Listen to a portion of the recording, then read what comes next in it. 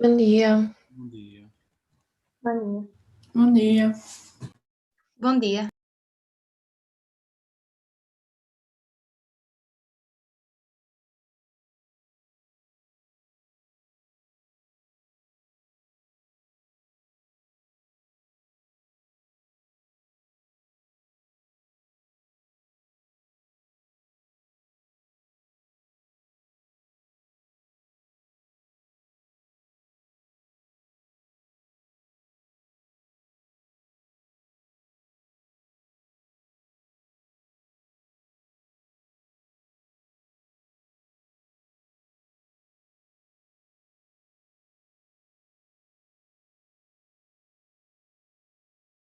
Bom dia.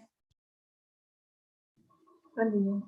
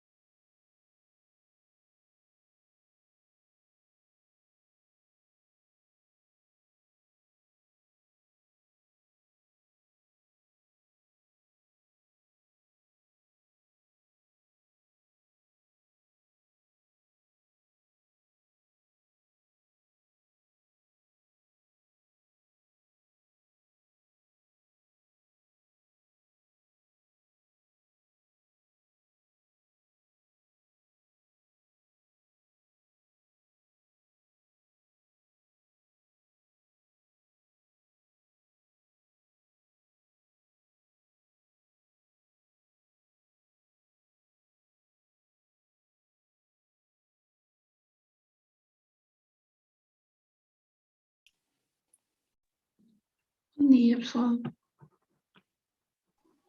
Bom dia. Bom dia. Vamos esperar mais uns minutos para ver se chega mais pessoas, ok?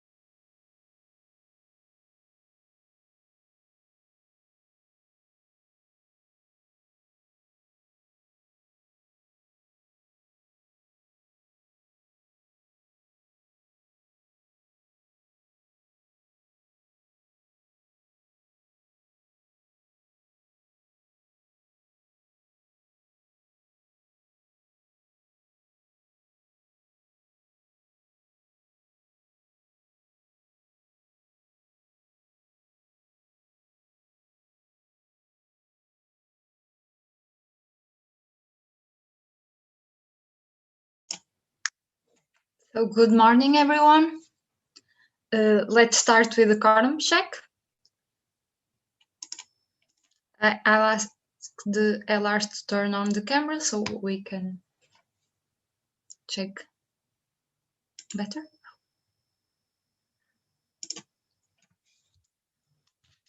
Algarve, Here. Almada, Here. Aveiro, Here. Castelo Branco, Here. Coimbra, Here. Covilhã, Here. Évora, Here. Lisboa, Here. Madeira, Minho, Here. Porto, Here. Pomar, Here. Utado. Aqui. Utado. Okay. So we have a quorum check of 12 sections. Now we'll start the agenda, and first is the voting procedures in Portuguese. Tal como ontem, eu vou-vos mostrar os voting procedures.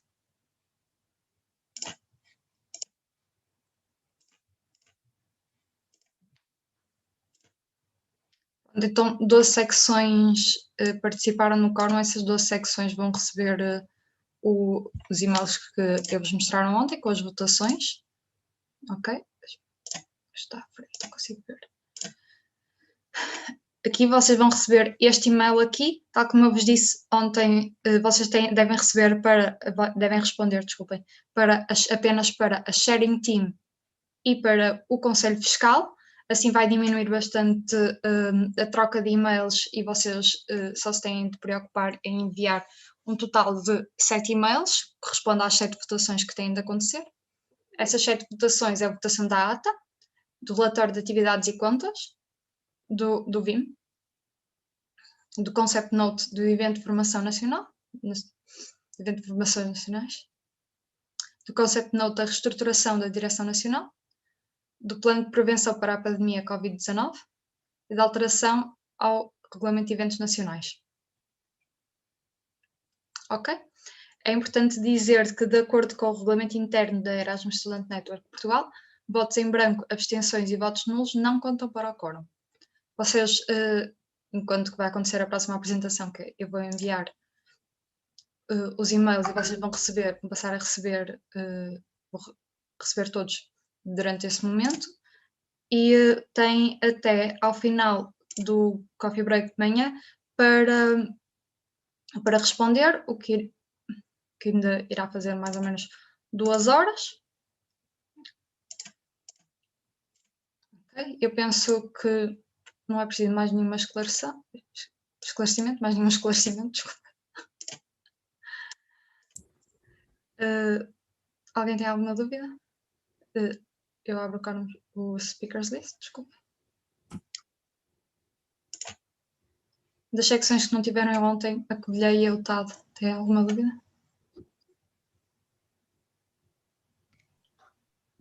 Sim.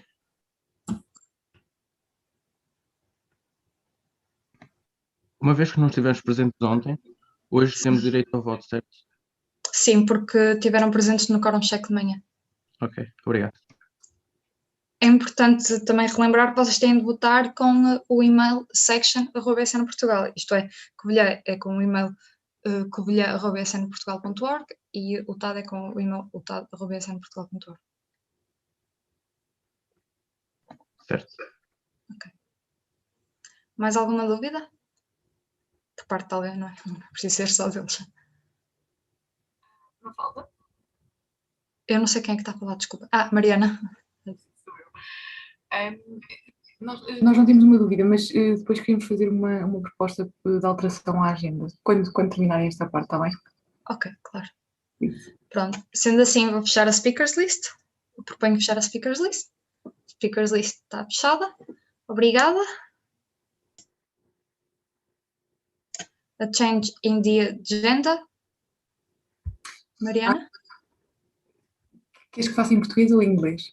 Em inglês, por favor. Okay. It's just a very brief change. We would like to propose to add the presentation of the highlight event, in this case, initiative. It will be very quick, but it's important that we do it, obviously. Okay. In which time part? Any preference? I would say maybe before the presentation of EGM. Okay, after lunch break, lunchtime? I think so, yes. Okay. Do all the LRs comprehend what we will vote? We'll vote a change in the agenda to add a presentation for the highlight event. Okay? Do all the LRs comprehend? Okay.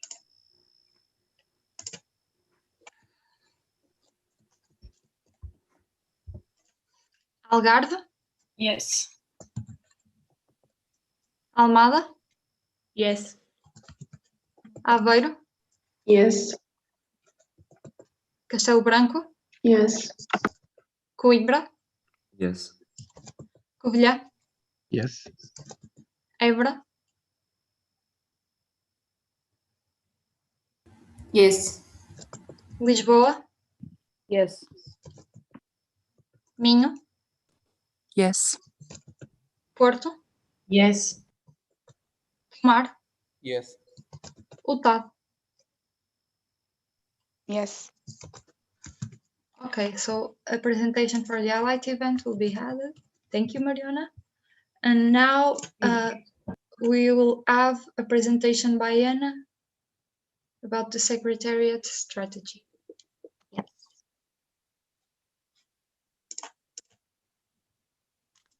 Sorry, Mufala, I cannot share my screen because I'm sorry. it's okay.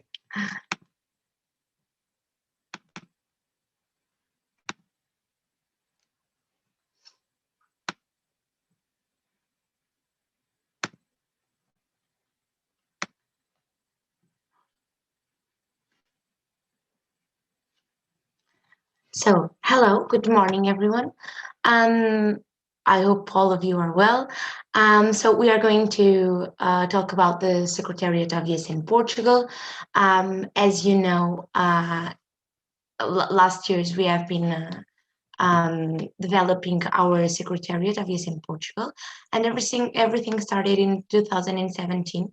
That we had this action in our action plan regarding the implementation of the basis for establishing the Secretariat of Yes in Portugal. And since that time, all the years, Yes in Portugal has been trying to develop the Secretariat and to do the professionalization of our national organization. The truth is, we are not the first national organization with a secretariat. Actually, there are already national organizations with well-developed secretariats. Yes, and France is an example of that. And in 2021, our main goal is the maintenance and expansion of this secretariat after the establishment of it last year. So why is the reason that we have a secretariat? I think all of you already know a little bit about this and why it is so important, the professionalization of the national organization. So the board, we are spending too much time doing administrative work and instead of creating and implementing strategy. So we need people to help us to implement the strategy. Of course, we have support positions, but they are still with us in a voluntary basis. And as you know, ESN has so many things to do that more than ever, we need people that work daily to this and to the developed projects that we already concept wrote. And this is really a need that we have, and to have the administrative tasks that sometimes we would just spend too much time doing it and couldn't implement strategy and enough for the federation to develop and to innovate the ESN Portugal. So the thing is, we have the needed infrastructure. Last year, we rent an office. However, we have right now the renting contract is ending, and we will need to change the place where we are right now. Why? Because we pay a significant amount of money to have this office, and because of course we were also affected by this COVID pandemic, we will need to search for a place that can be a little bit more cheaper. But of course, we will. Our main goal is to continue to have this space for us, because the main goal is to continue to expand the secretariat. Of course, maybe it's not like that quickly that we thought about it last year, but we still want to have a space for so that we can have interns working there. Right now, so in 2019 and 2020, we have like an administrative director and a communication intern. And we had Miguel Pires and Ian. Miguel just ended his internship right now, and he was doing an EFP internship, and Ian was doing an Erasmus Plus internship. And right in the beginning of this year, Miguel continued with us, and now we have Laura Rodrigues as our communication and media intern.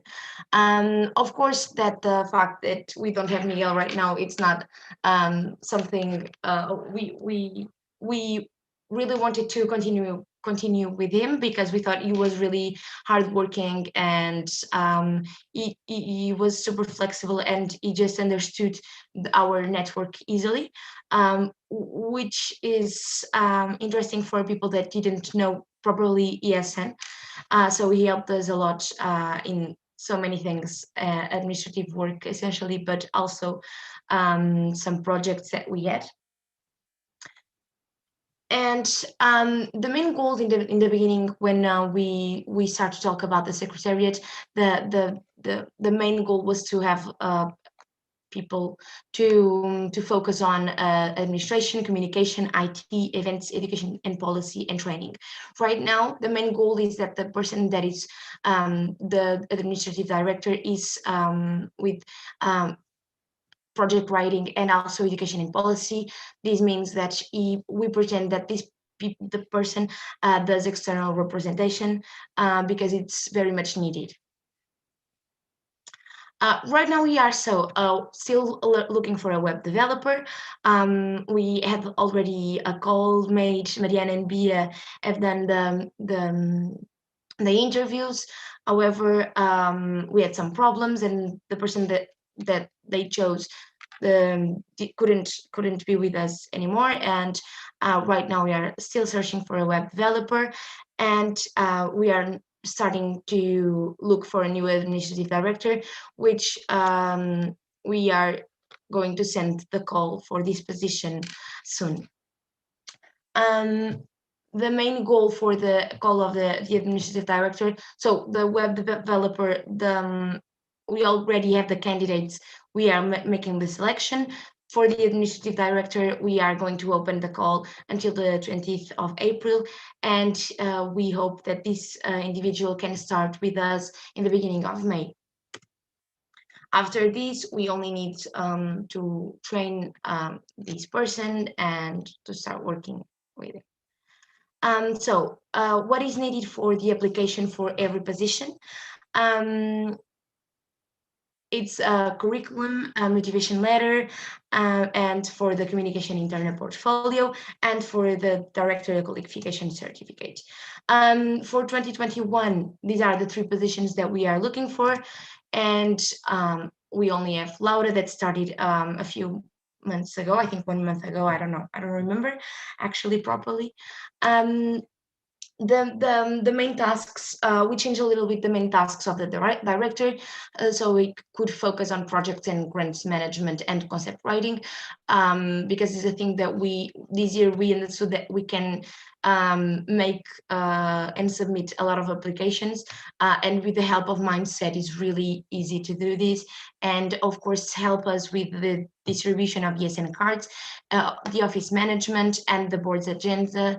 But we do not want that this person to focus that more in accounting. So we pretend that this person already has a bachelor degree, speaks English and Portuguese, and have these tools like Microsoft, Google tools, etc. Well, I value it, of course, is the experience in grants writing and NGO knowledge and ESN knowledge. Even though we are not looking for specifically for a person that is from inside ESN, we are looking for a person that can be a little bit out of ESN and does not know exactly how is it to be a volunteer in ESN, and that has a lot of workload of, or had a big workload of ESN stuff and volunteered a lot of time. Terms and conditions.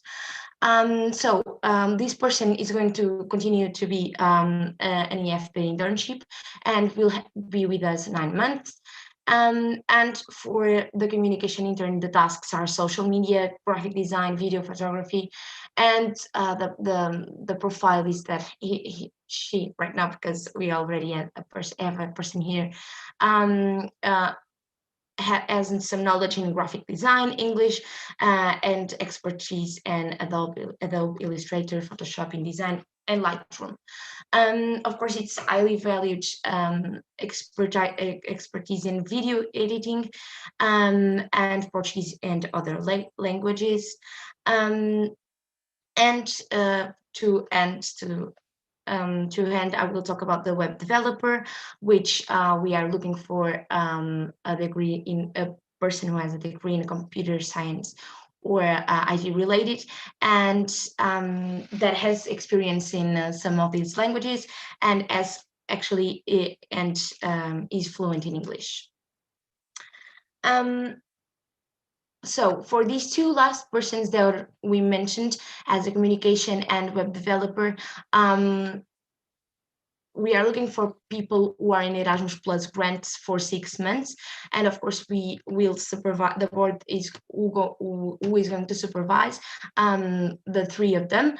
But of course, when it comes to communication and web developer, they are more connected with BM. So thank you so much for your attention, and any doubt that you may have, just ask us.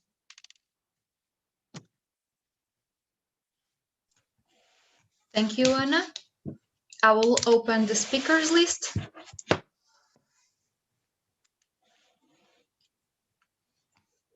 Is there any questions?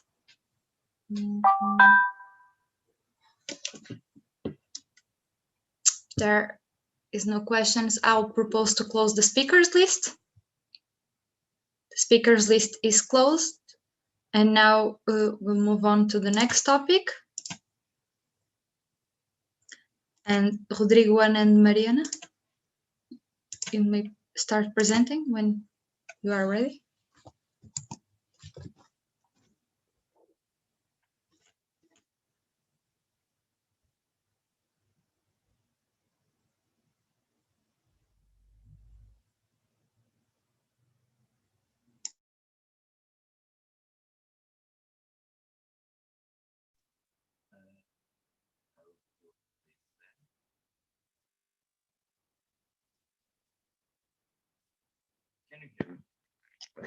Can you hear me?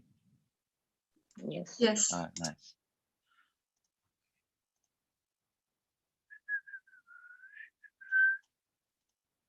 And I hope you can see my screen. So this, as you know, this presentation is about our current grant applications, which have been accepted and the ones that we're working on.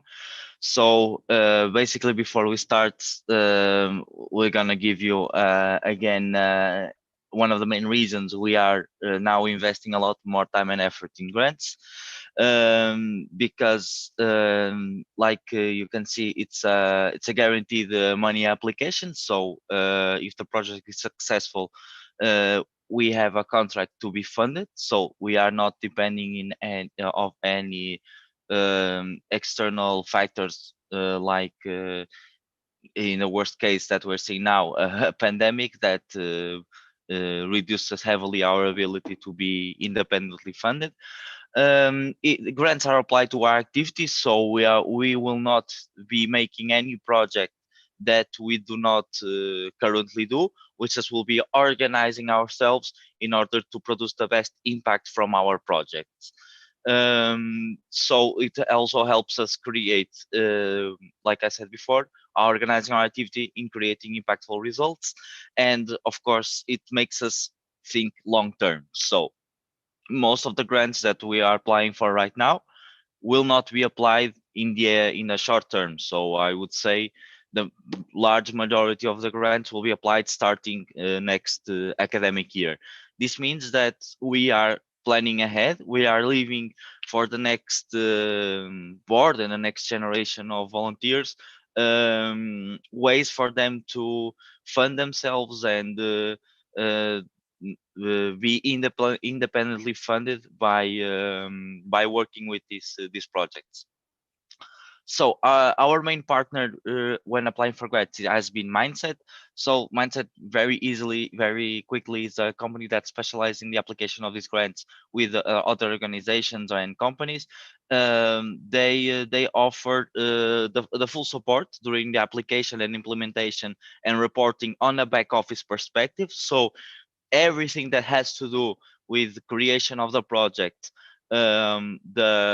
the accompanying us during its implementation, and then the reporting is part of their work. So for example, we have an idea for a project, we pitch to them, we give them some information, and we work together, and they write the application grant under our review. They only get paid if the grant is accepted. So if our application is not successful, we are not incurring in any costs. If it's successful, normally they get around, I would say, 10% of the grant. Normally is 8% plus tax, so that goes around the 10% of the percentage of the money. What happened in the past is that we tried as ESM Portugal, of course, to apply for some grants, especially as grants, and we were never successful because there was also always something missing. There was always some questions that arose from the evaluating organization, and they would we would not be able to propose a fully structured or we would not meet their targets. And for some reasons, we were creating projects but not getting them implemented, and this was a way for us to work around this and learn as well from someone who knows, like Mindset, what really these organizations are looking for when looking at projects. So at the same time, we are really growing and developing a backlog of grant applications that I think probably the majority will be successful. And so in the future, we will be able or to continue working with them, or maybe start working independently as well. So as of now, the accepted grants we have, you probably already know, we talked about this once or twice yesterday. It's the Porto Municipal Hall, which is for an event in Porto in 2021. The theme of the event is European Universities and Education. The goal is to funding a training event for the first semester, or work with ESN Porto to fund an event, a local event. Like Sarah said yesterday, the main plan for now is LVII Porto, which fits all the requirements, and we can easily make it work for the grant. Unfortunately, this grant was all written by us, So it was written, it started to be written in the end of the last mandate, and it was accepted at the beginning in the first semester of the current mandate. Unfortunately, we were applying for almost 9,000 euros. We were attributed around the third of that. However, is still good to help support an event and lower its costs. This amount was not still received. Of course, it will be received once we implement the event. The European Parliament grant, and I would ask Anna if I'm saying something wrong here, because she's accompanying more closely with Kostis the implementation of this project. The European Parliament grant is a grant that will focus on the promotion of the European Union values and the role of the Parliament. So it's ESN International applied this grant with I think 8 NGOs, so 8 countries, and Portugal is of course one of them. What this means is until Anna, I wrote here 31st of July. It's not 2021, it's 2022, right? Right. Actually, I think it's for 2 years for starting. Okay. It ends in 2022, yeah, but it starts in September. Okay. This September until 2022. Yeah. The year here, it's not 2021, it's 2022. So we have, I think, 1 year, maybe more, to implement this grant. What is required of each country? To create 1 national policy dialogue, 5 local policy dialogues, and 5 Erasmus in schools activities. So this will help us fund partly a national event, but the focus is to help you guys to find this local policy dialogue, which can be also training events and the Erasmus in school activities, which will be completely funding by this amount. So this is also a grant that extends until 2022, so it's probably the one that we have more time to implement. But it's guaranteed now. It was accepted very recently, and for the next year we will start working on this. But just so you know, for the next 2 years, we'll be also, the next board will working with this project. This project on the side as well guarantees around 15,000 euros for EGM 2022. So if we win, when we win, we'll also get this amount applied to us. The goals of this grant, like I told you, is to engage young people in the EU Parliament's work, raise awareness about the role of the EU, fight Euroscepticism, increase democratic participation, and conference the future of Europe. So it's a way for the European Union to engage with young people about its role, and we, of course, are part of it. Being ESN, it's part of our core work.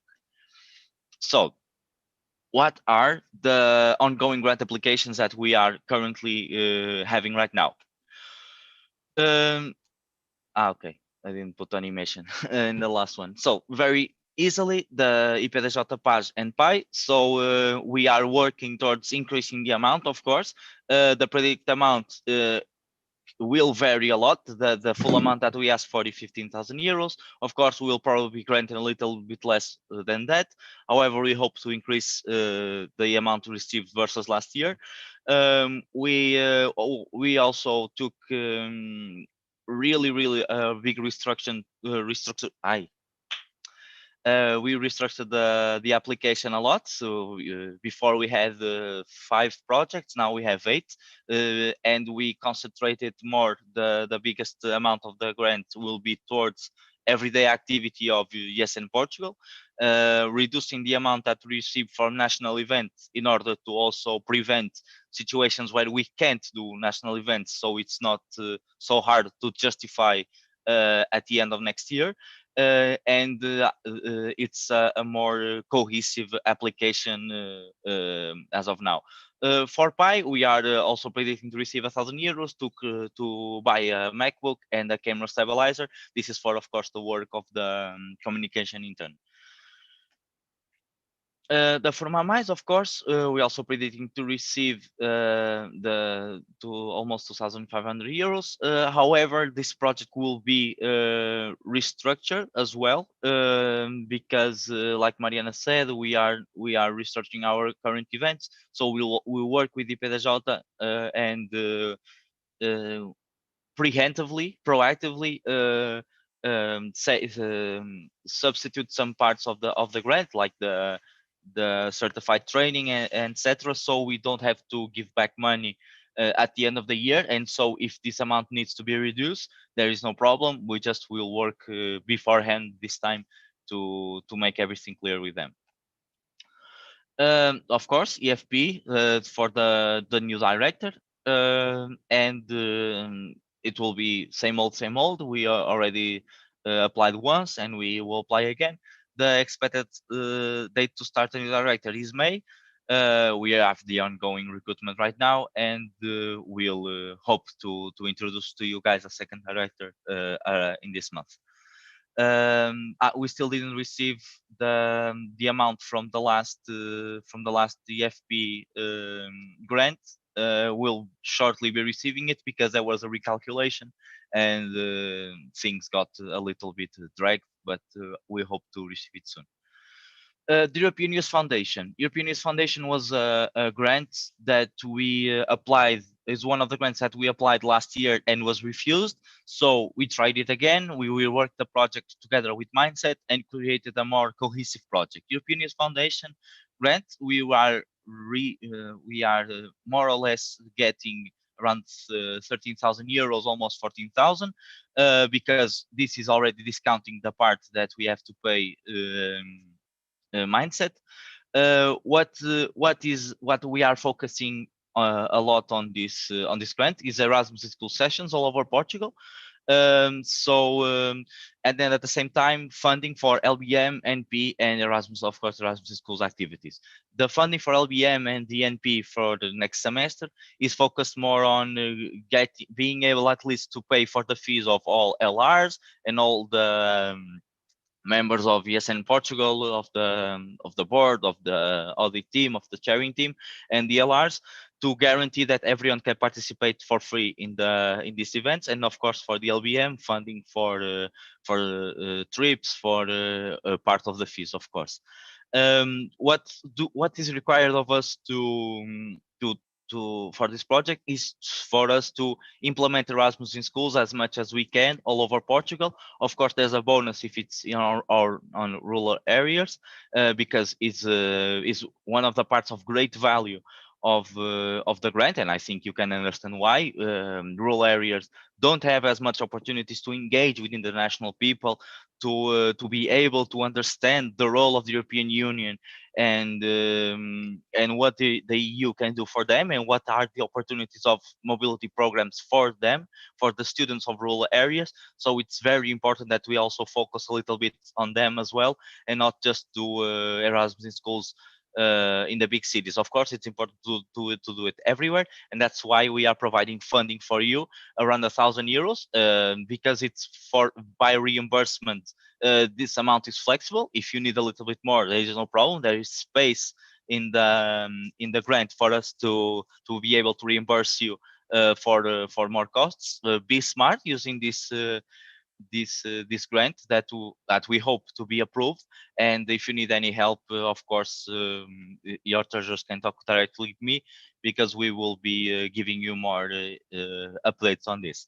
Implementation is to start the next semester until the end of 2021. Okay, so we hope to implement Erasmus in schools all over Portugal, because Erasmus schools is one of the activities that we do best, and it's one that is easier to make it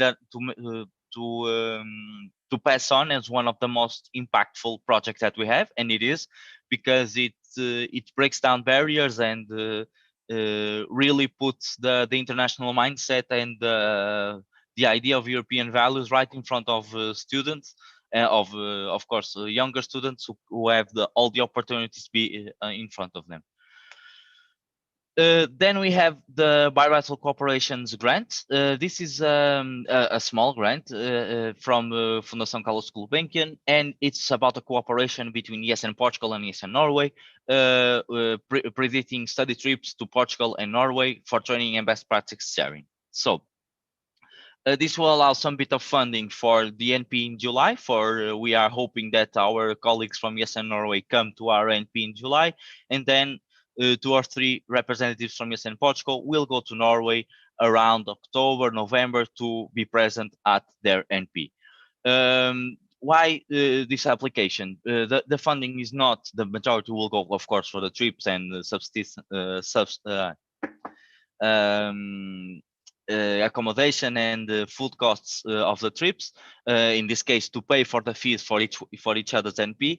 But the big thing is having an approved project and successful implementation project inside the Fundação Carlos Gulbenkian will allow us then to grow this kind of cooperations and then have applications for level 2 and level 3 of these bilateral cooperations. This is level 1, this is the smallest level, and this of course is the smallest grant. Until level 2 and 3 we are talking about the grants that will at level 3 will probably can go over 100,000 euros, but first we need to establish let's say a backlog, a good reputation inside Fundação Carlos Gulbenkian, because if we apply to a level 2 or 3 grant, we will with level 1 successfully implemented, we will be in a much better position to continue application. So this is a grant that we hope to be successfully implemented, so we can go bigger in the future. The as a project grant, this one will be submitted, I think, Monday, so tomorrow.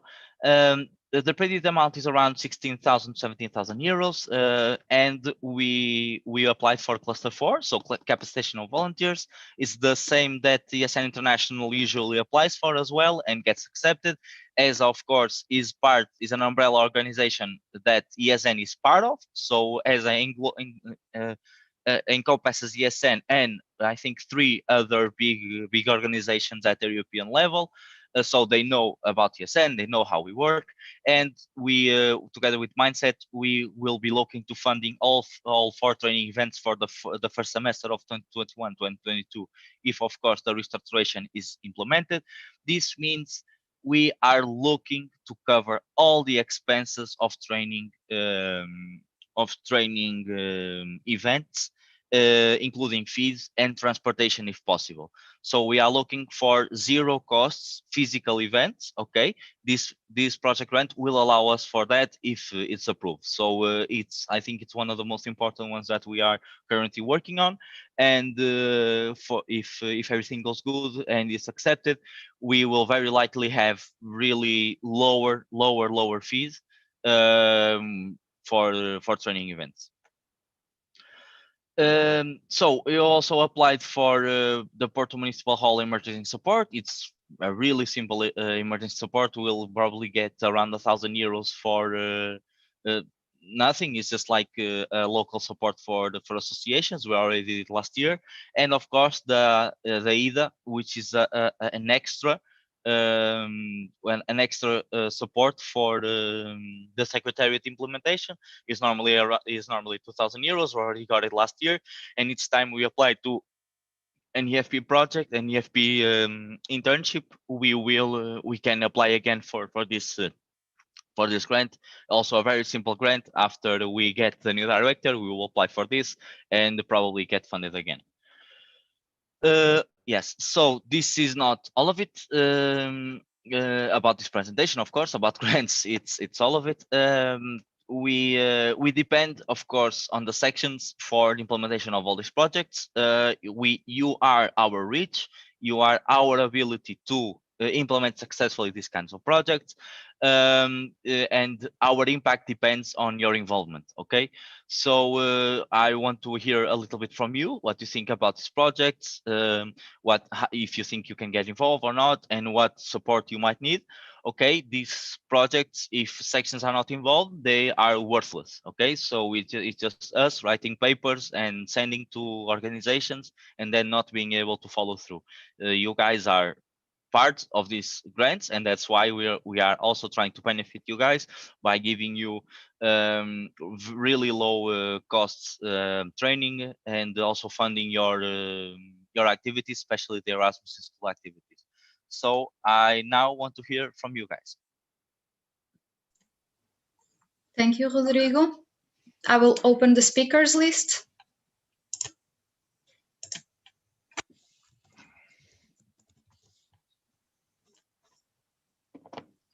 Rita?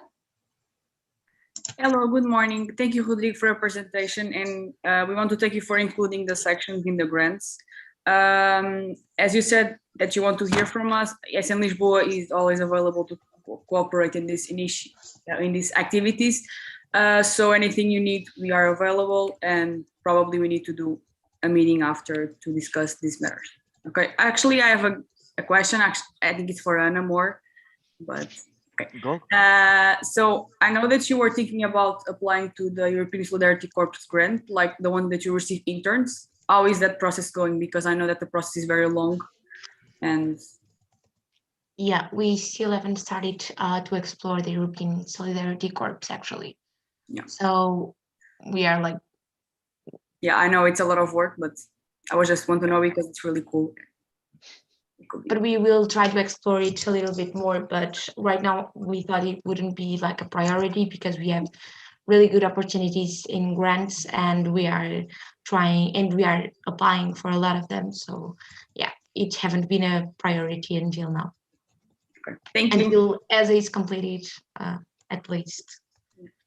We are not going to it, like the deadline is almost right now, but yeah.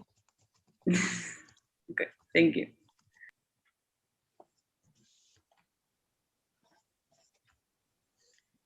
Any more questions? So I propose to close the speakers list. The speakers list is closed.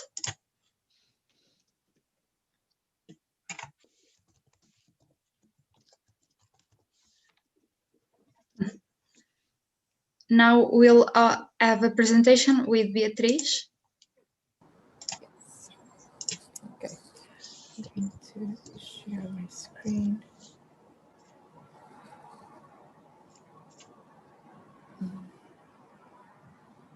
Okay, good morning, everyone. I'm going to present you a very brief update on our communication committee.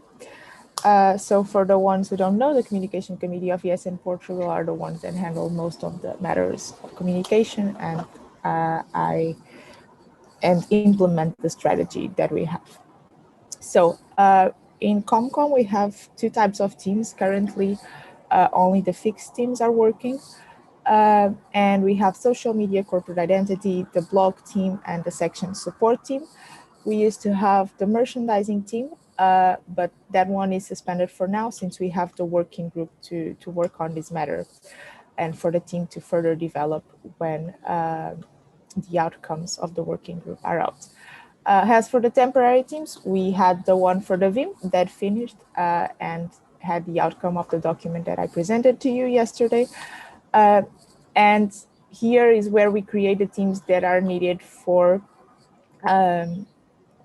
temporary, not jobs, but things that we need. So for example, for the survival guides, we create temporary teams because we don't need them working on that for the whole year. And to present you the people on these teams, we have the social media team with Inês, Mafalda, Tainara, and Juliane. So they are from Aveiro, Lisboa, Castelo Branco, and Porto. This team, they are the ones that create the content and that manage the content on all our social media. So the things you see, they are the ones creating them. As for the blog team, we have Jessica from Aveiro, Claudia from Porto, and Marcia from Porto.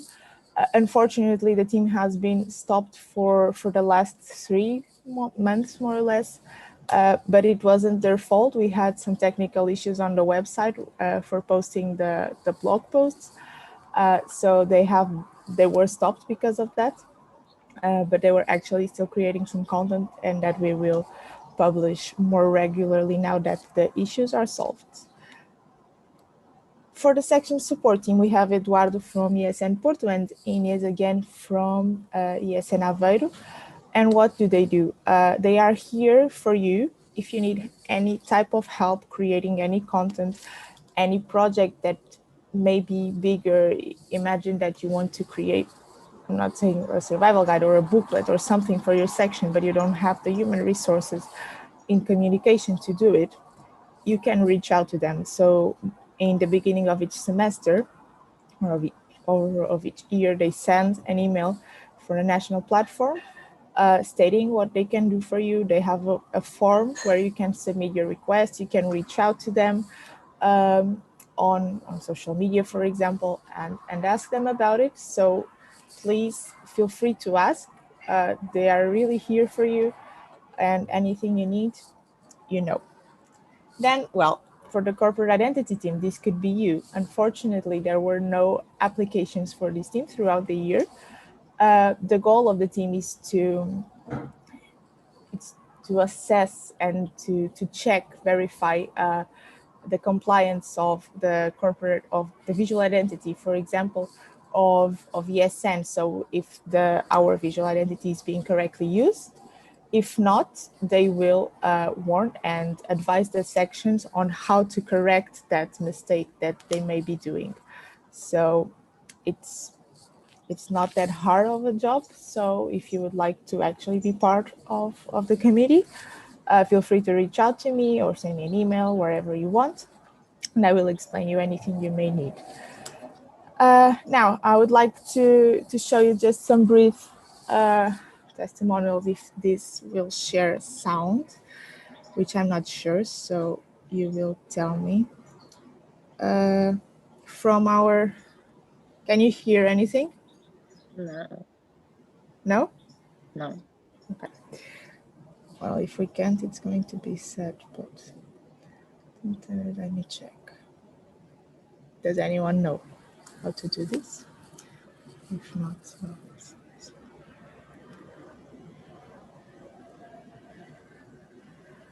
Sorry, when you are sharing your screen, you have to choose an option on the bottom that says share with sound. I will try again. Okay. Yay. Oh.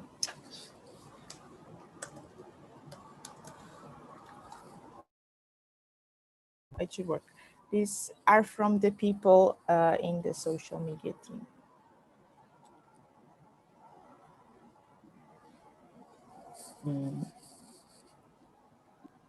You can't hear? No. I can't. No. Why? Maybe use the audio from your phone.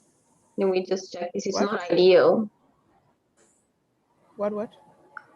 Use the audio on your this. phone. Maybe, and then we just watch the video here. Not ideal, but.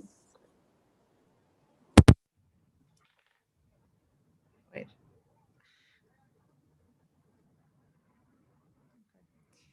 Wait a second. Well, if it doesn't work, it doesn't work. Can you hear now? Yes. Yes. Já estou em 3 equipas e já passou um ano.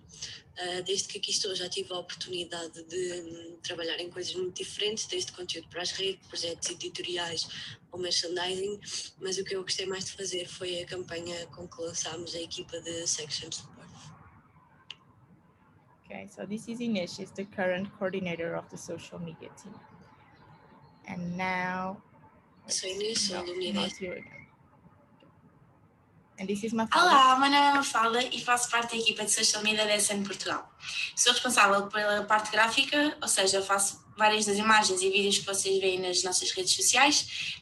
E devo dizer que é muito bom estar nesta equipa, porque não só tem um ambiente fantástico, como é um espaço ótimo para criatividade, novas ideias, fazer coisas engraçadas, e portanto tem-me permitido bastante crescer profissionalmente, sendo que design é a minha área, mas também aprender imensas coisas novas. Já estou nesse departamento há 2 anos quase, portanto claramente recomendo e acho que é uma equipa fantástica.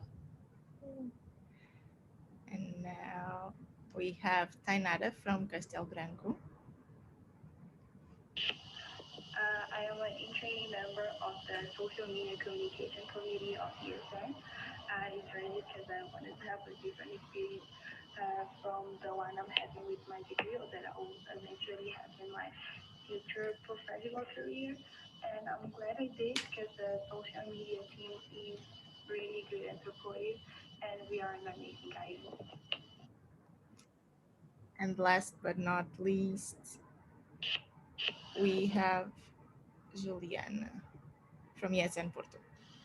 Alô, o meu nome é Juliane e faço parte da Social Media DSM em Portugal relativamente há pouco tempo. Normalmente faço mais tarefas relacionadas com o LinkedIn, mas ajudo algumas vezes também a ter ideias para as restantes redes sociais. Atualmente, as redes sociais são a melhor forma de comunicar, entreter, informar, e considero que a ESM em Portugal está a fazer um trabalho incrível e estou muito feliz por cá estar e poder ajudar em tudo. Okay. Wait. If you'd like to be part of this beautiful committee, we are always welcoming applications. So, well, join us. And if you want to ask any questions, feel free to ask them now or later on. Thank you. Thank you, Beatriz. I will open the speakers list.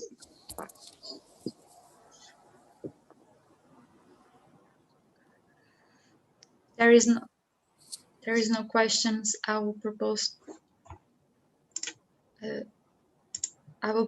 to close the speakers list. The speakers list is closed, and now is Beatriz again. Yes, I will share my screen again.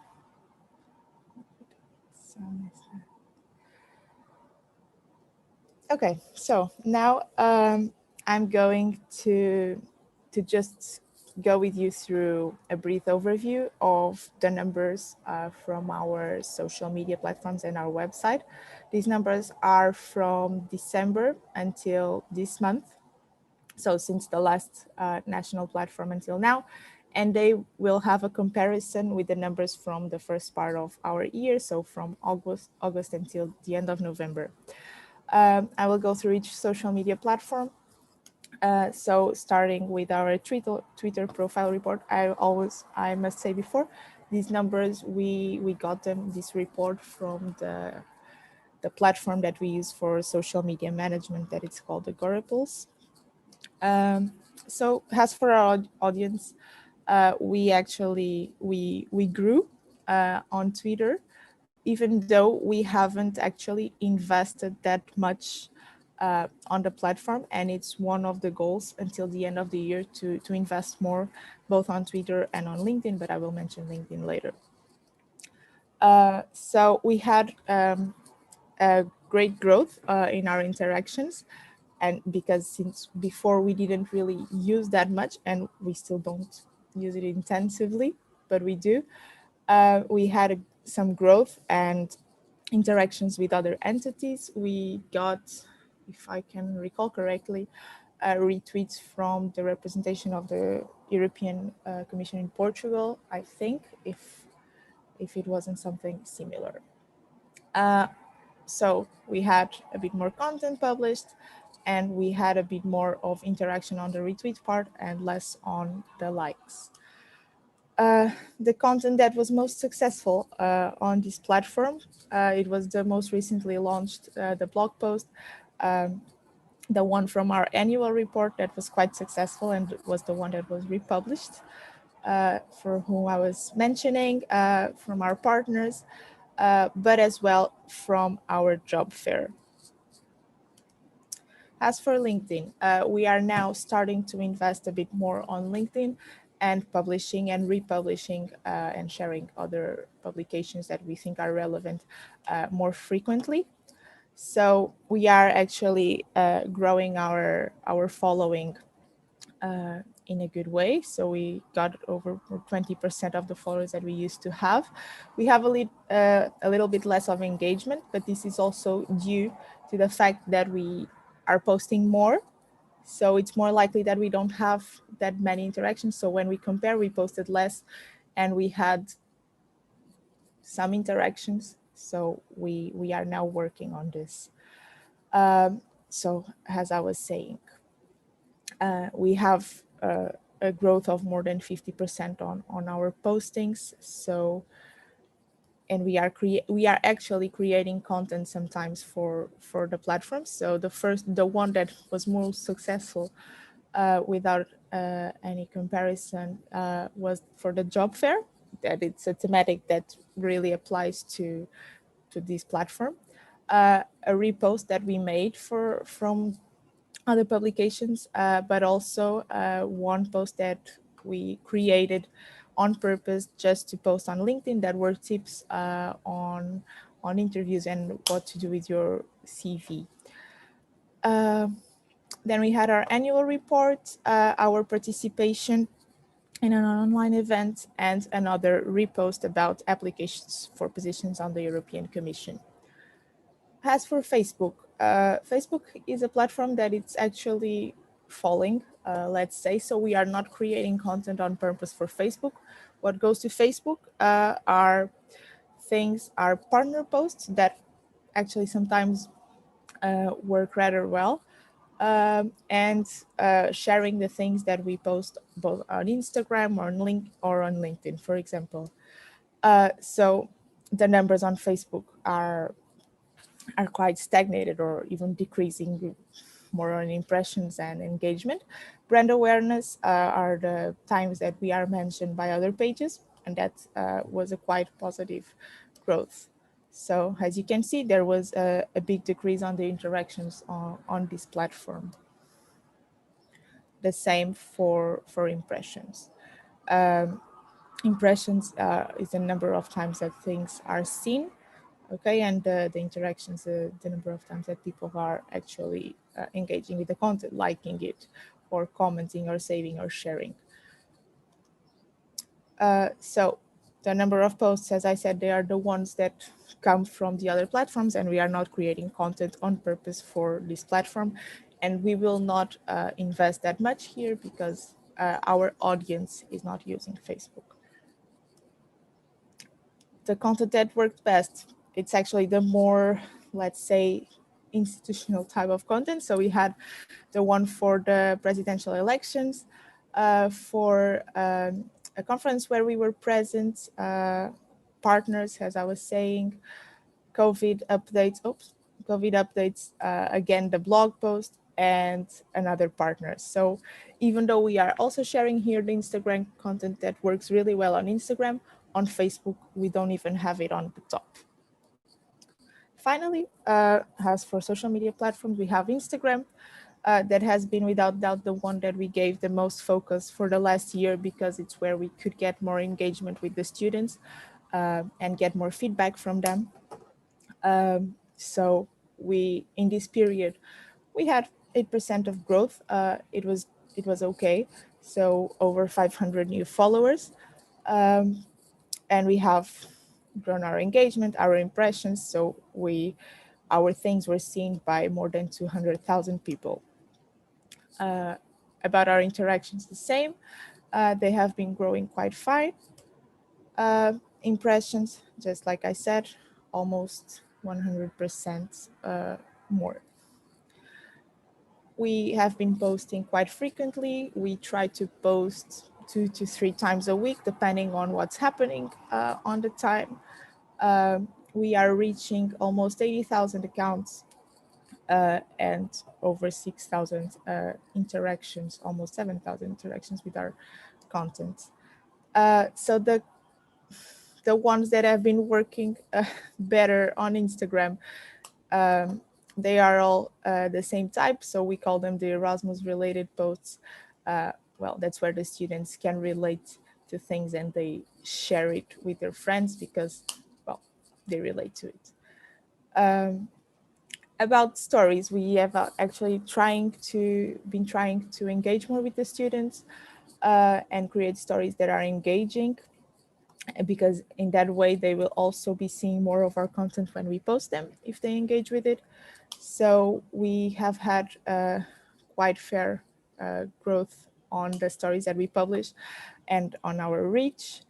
The top stories that we had, well, it doesn't show everything, but it's fair to say that were the ones from the food contests that we've made. They were quite successful and we will be doing them again with new topics.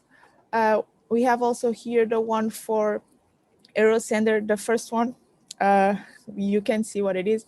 It's just a repost of one of our posts, but why are these two here? They're actually here because they were posted after one of these contests. So people were seeing the next stories, and fortunately we had this one. So it's quite a good strategy to, sorry, there is background noise. But it was quite a good strategy to have these contests and then another different story with more information that we want them to see, because they will keep on seeing if there is more. Finally, last but not least, we have our website. We had a very great growth for the past months, but this is mostly due to the International Job Fair and the pre-registrations that we made them on the website. So we directed a lot of traffic there. So we can see that for new users, we have over more than 125% than what we had. So when you see the peak, it's the beginning of February when we posted that. Unfortunately, our bounce rate and the average session duration, they decreased because people went there and they just went mostly to register for the fair and left. Even though after that we've had quite some more people, investigating our website and the content that we have, and we've also updated it more frequently. So here is, yes, how do we have it? You can see here that this 20% came from the email that we sent from a newsletter with the pre-registration for the fair. And here again, the number of page views and unique page views for people, and the numbers are quite good.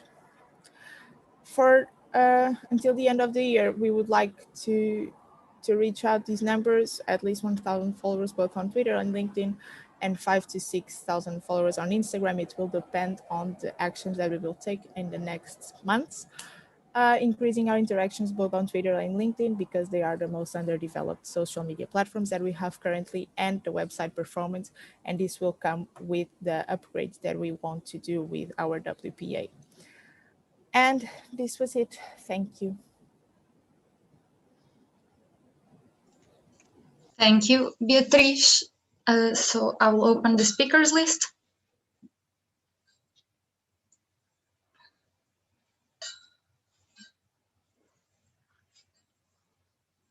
I propose to close the speakers list.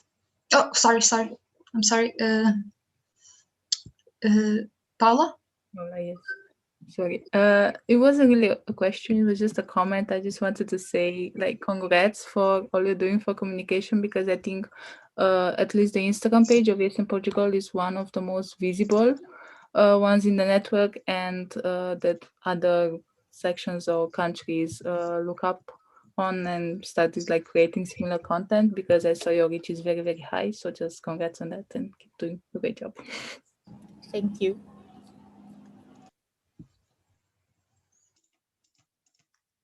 Thank you. Any more questions or comments?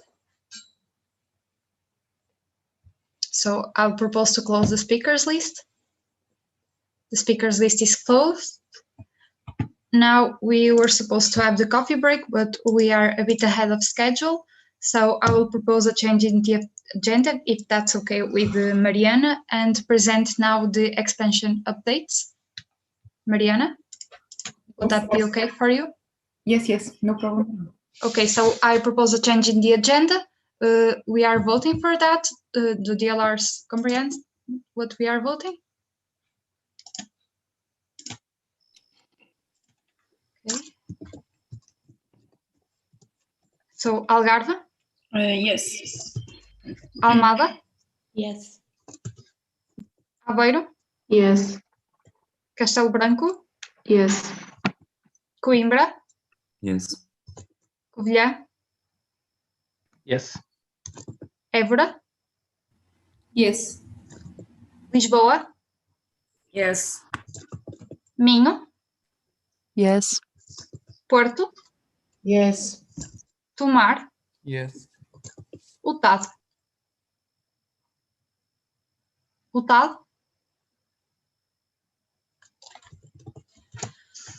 Okay, so now Mariana will present the expansion updates. Yes.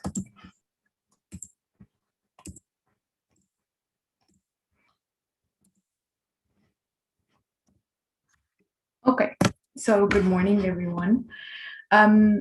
I will tell you a little bit about what has been happening regarding our federation's expansion. I will start, obviously I've been working on this year. We created a new support position, the expansion officer as well. Obviously it's a new position, so we're still trying to figure out exactly how to work, and we're making progresses and learning as we go. First of all, I will say that this has not been an active priority. There has been quite a lot happening, and it has been a priority in terms of stabilizing the contacts that we have and keeping up with the contacts that we have and creating documentation, but it hasn't been an active priority in terms of starting new processes searched for by us, just because, as you know, the federation is going through an unstable state, as we all are, because everything is constantly changing. There's a lot of internal issues that need our attention. So expansion hasn't been the focus at the moment. Nevertheless, a lot has been happening, and I will tell you about that. So, as you know, last year it was presented an expansion strategy, and that defined how the federation would want to evolve, and it's very valuable to have this. And it is divided into three types of expansion: the external, the internal. Yes.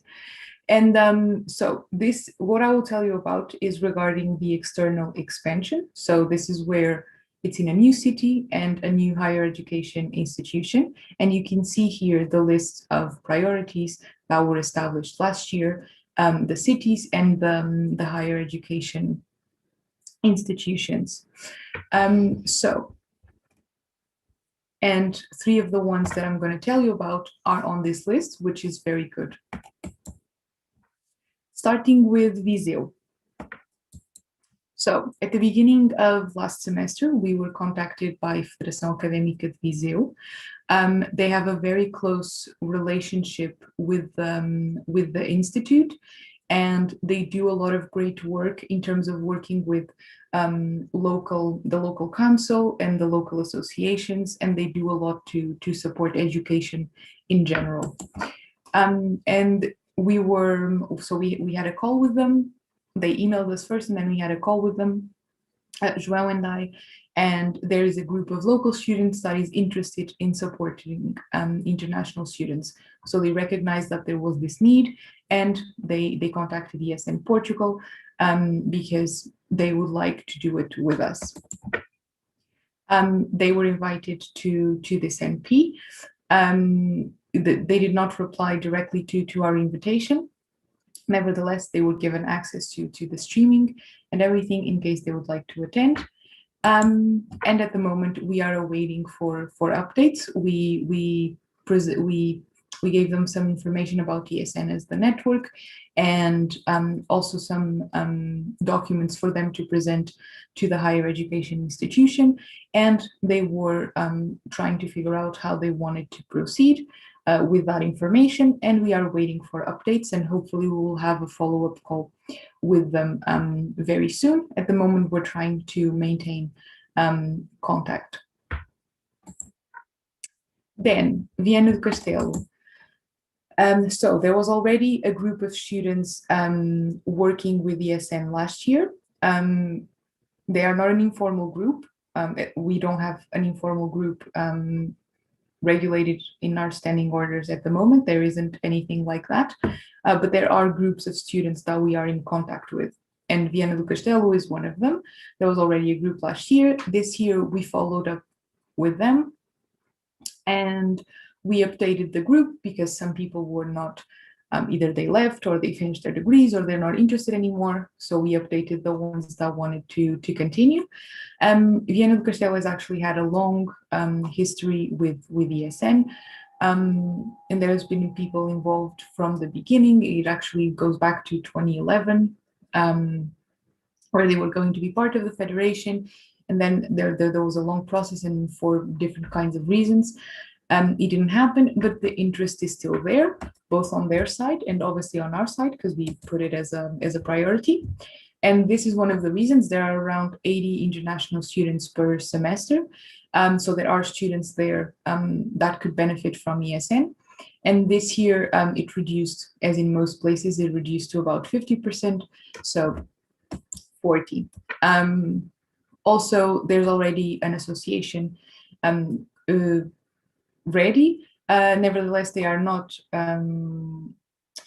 registered in RENAGE, but that's something. So we had this discussion with them. We had a call to find out what was the state of international mobility in Viana do Castelo, what was the relationship like with the higher education institution, and also what was their state as an association, if there was one, and also we gave them a review of the process that they would have to go through in case they would like to become an ESN section. And as Anna said yesterday, Viana do Castelo, they were invited to the NP as well, and they confirmed that they would be joining us or watching.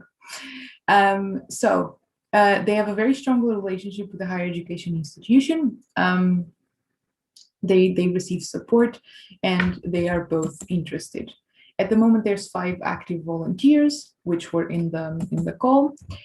They already provide regular support and activities to international students, and they have a strong interest to establish an ESN section. After our call, we agreed that they would go away and try to assess their internal organization. So the positions that they would have, or how they want to proceed, and who would be where. And they are trying, and also communicate with the higher education institution about this more specific action. And they are meant to get back to us with a review of that, so that we can decide together how to proceed and how we're going to support them. And as I said, they have been here with us on and off. Okay. Finally, Lydia, as you know, ESN Portugal, there was a section in Lydia, which until the end of last mandate. At the beginning of this year, we were contacted by the Institute, and we were very happy to hear from them. They have a very strong interest in supporting international students and doing it with ESN. And obviously they realized that our action in Lydia was a bit irregular. So they wanted to kind of find out, okay, where are you? Are you in Lydia? Are you not? How can we work with you? We would really, if there's a group of students interested, we would love to support them, and possibly in the process of becoming and reactivating ESN Lydia. So there's a very, very strong interest, and that is something that you can see in all these three places, which is it's a key point, obviously, for us. And it gives a lot of security to the expansion process if we have the support of the higher education institutions, as there's nothing that we can do without them. So we had a call regarding the institute. We had a call with them, and we tried to figure out how they wanted to, what was their understanding of the current situation, and we explained the current situation, we clarified it to them, and it was a very good call, and we agreed to stay in touch. Also, we agreed that we would have a call with the previous section representatives, which we did, just to take care of some pending issues that were happening, and that was all sorted and clarified. Then we were also, at the same time, actually around 2 weeks ago, we were contacted by a new local group, a student group. So it's a group of students that some of them were international students, and they've been here for about 3 years, and others are local students, and they have a very strong interest in supporting international students in Lydia, because they recognize that they have about 90 international students per semester, and they recognize that they are not getting the support that they could have, and they want to be a part of that. So they're very motivated. They have a supported higher education institution, and what we did in this call with the local students was we gave them again an overview of the process, and an overview of what it means, and the different paths that they could take to support international students. Because it was important for them to understand that they didn't necessarily have to establish an ESN section. It was up to them, the commitment and the work they wanted to develop. So that was made clear to them, and they went away, and now they're trying to discuss their objectives and how they would like to proceed. They were also invited to this MP, and now we are waiting for that feedback. This happened very recently ago, less than 2 weeks. So at the moment, we're hoping to hear back about different things from these three cases. Obviously, Lydia, it's very important. We are kind of the midpoint right now between the higher education institution and the new local student group. So probably the next step will be to bring us together, and see how we can work. So that is where we are at the moment. As I told you before, even though this hasn't been, so we haven't actively been searching to establish ourselves in new places, but the contacts came to us, and there was initiative from the other side, and obviously we are more than motivated to make this happen and to support these three specifically at the moment, because they're the ones ongoing. And if you have any questions, please let us know. It is very important to have the involvement of current sections in the expansion process, regarding of what kind of expansion it is. In this case, we're talking about completely new higher education institutions and cities, but it's very important to have your feedback and to have the way you understand it, and also obviously, if eventually there is a process to have a new section, the involvement of everyone would be really, really important, just as when we are obviously for the formal process, but then also it's just the same as when we are, not just the same, but it's similar to what we do on the local level when we recruit new members. It's very important to have the commitment and the input from the current members. So thank you very much, and if you have any questions, please do ask us. Thank you, Mariana. So I will open the speakers list.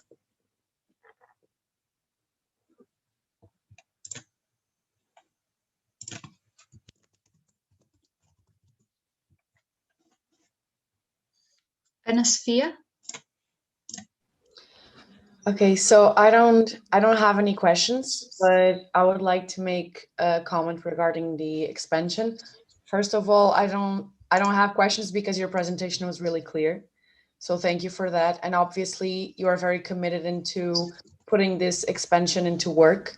And just to say that we are in full support of this, that any group of students that is willing to commit themselves to help the international students and to become part of our network is more than welcome and will always be more than welcome by ESN Porto and by ESN Portugal, obviously. So we're really happy with this. That's all. Thank you very much, Anasfi. Thank you. Now, Rita. I subscribe everything that Sophia said, but I have a question. I know that Ugu had a meeting in Açores last year. Did you hear back from them? There hasn't been, the situation in Azores is currently the same as it was last year. There hasn't been any developments. It is still a priority, obviously. There's a big interest there. But yes, there hasn't been any development since last year. Thank you.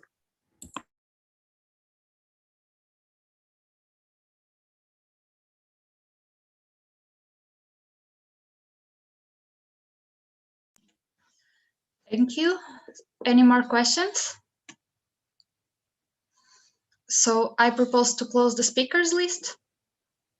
The speakers list is closed. So I think we can go to a coffee break now. We are in the middle of the topics that we have. And after the coffee break, the time for voting will end. Okay. Just to let know all the local representatives. Is that okay for everyone to have the coffee break now? A bit earlier than scheduled, but I believe it's okay. So see you soon in 20 minutes. It can be at 11:20, 25 minutes. It's okay. Okay, so see you soon, everyone.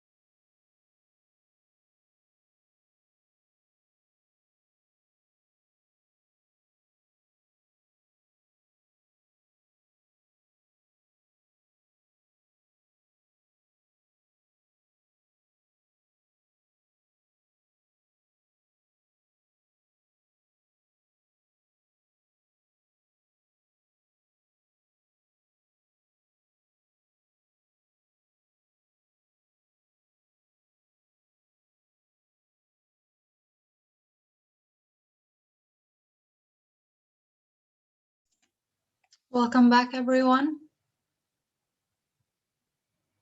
We'll start with the quorum check.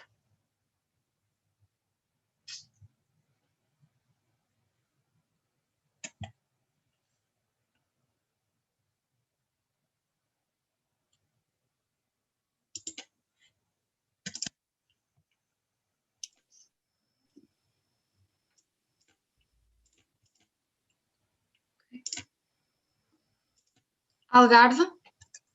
Here. Almada. Aqui. Aveiro. Here. Castelo Branco. Here. Coimbra. Here. Covilhã. Sim. Évora. Here. Lisboa. Here. Minho. Here.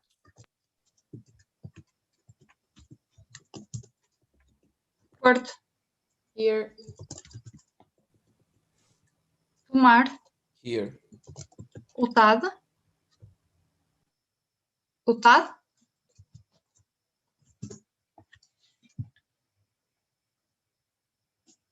So I would like to propose a change in the agenda to remove the lunch time and do everything before lunch. I believe we have the time.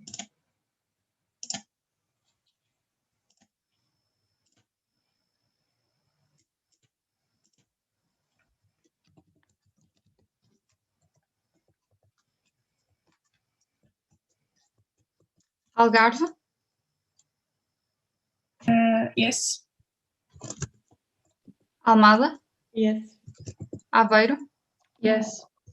Castelo Branco. Yes. Coimbra. Yes. Covilhã.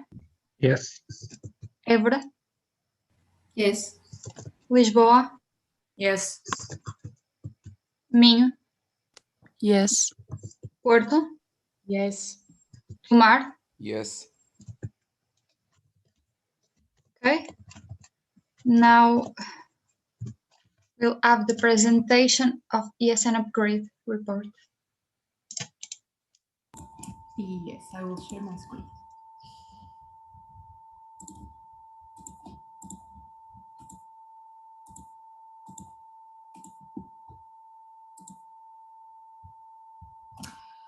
Okay, so we will present you a report of the ESN upgrade from December. Obviously, the one from the last ESN upgrade feedback is still being. I'm sorry, Mariana, I think we are hearing some interference, not with your sound, but something in the background or something, some beep.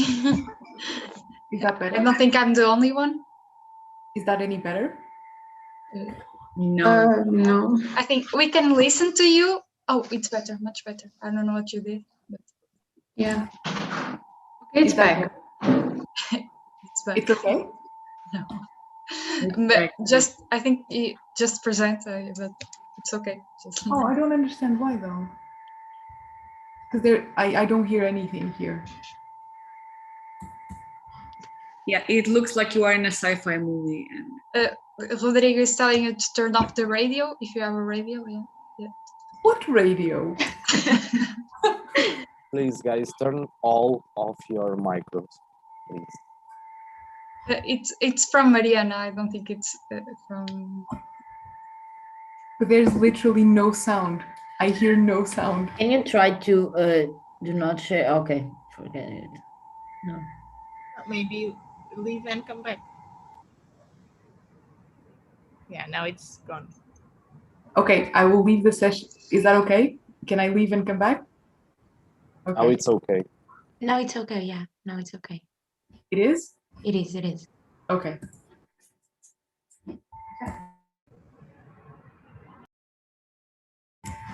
Okay, I apologize. Here we go. No, it's back. The sound Let's is just do it anyway. Just leave and come back. I think it's easy. okay. Okay, here we go. Thank you. We have a decision. Thank you, Ria.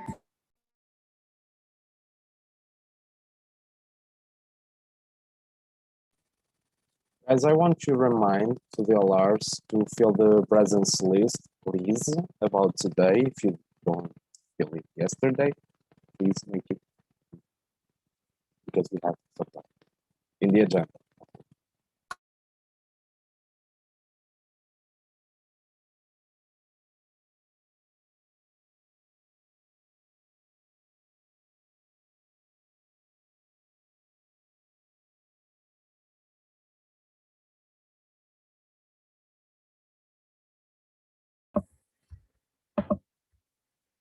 Please tell me it's better. For now, yes. Okay.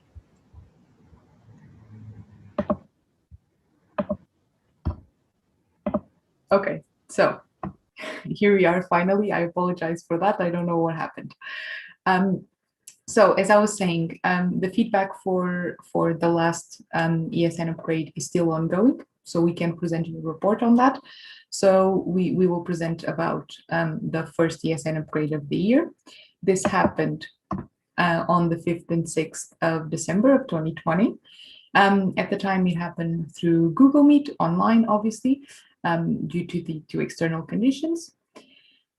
We had 4 common sessions regarding ESN essentials. And then we had 3 parallel soft skill sessions that participants could choose which one they wanted to attend. There were both 5 national board members as trainers and also 4 trainers from the rest of the pool of trainers, which we're very fortunate to have with us. And at the time, there were 34 registered participants from 8 different sections. So as there were quite a few high number of registered participants, we decided to have duplicated sessions that were happening at the same time. So it was the same session, but given by 2 different trainers, so that the sessions remained interactive and productive. So that's what we hope to do. That's why there was such a high number of trainers. So a quick overview of attendance and the feedback collection. Unfortunately, from 34 registrations, we had 4 full absences. So it means that 4 of the people did not attend any of the sessions. And then also 62% of those 34 missed at least one of the sessions they had registered for. And this is important because when participants registered, it was explicitly told that they were registering for the full event. So we had quite a high level of absence during the event. Then we released the feedback form, and from the 30 participants that actually attended sessions, 43% of them submitted the feedback form. So it is important to notice that what I'm going to tell you about right now, it may not be representative of the event because it's less than 50% of the participants. So we don't have information on the other 50%. Therefore, it may not be representative of the quality of the event or real opinions. Obviously, it represents only the participants that replied to the feedback form. So how do we assess feedback? Basically, the form is divided into 2, training content and trainer performance evaluation. And mostly they have multiple choice questions where they can rate from 1 to 5, 1 being very, very bad and 5 being very good. So in terms of training content, we evaluate the criteria of relevance of training outputs, of fulfillment of learning outcomes, and also the overall satisfaction with the session. And then for trainer performance, we evaluate knowledge and fluency, the effectiveness of the methods, the ability to communicate the content, the ability to motivate participants, and the ability to establish a relationship with the participants that is productive to the training.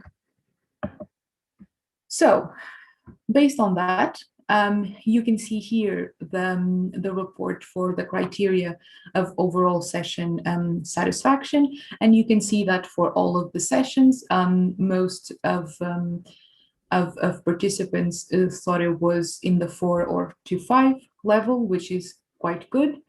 And so the training overall had a positive impact, and the participants thought that the sessions were valuable to them.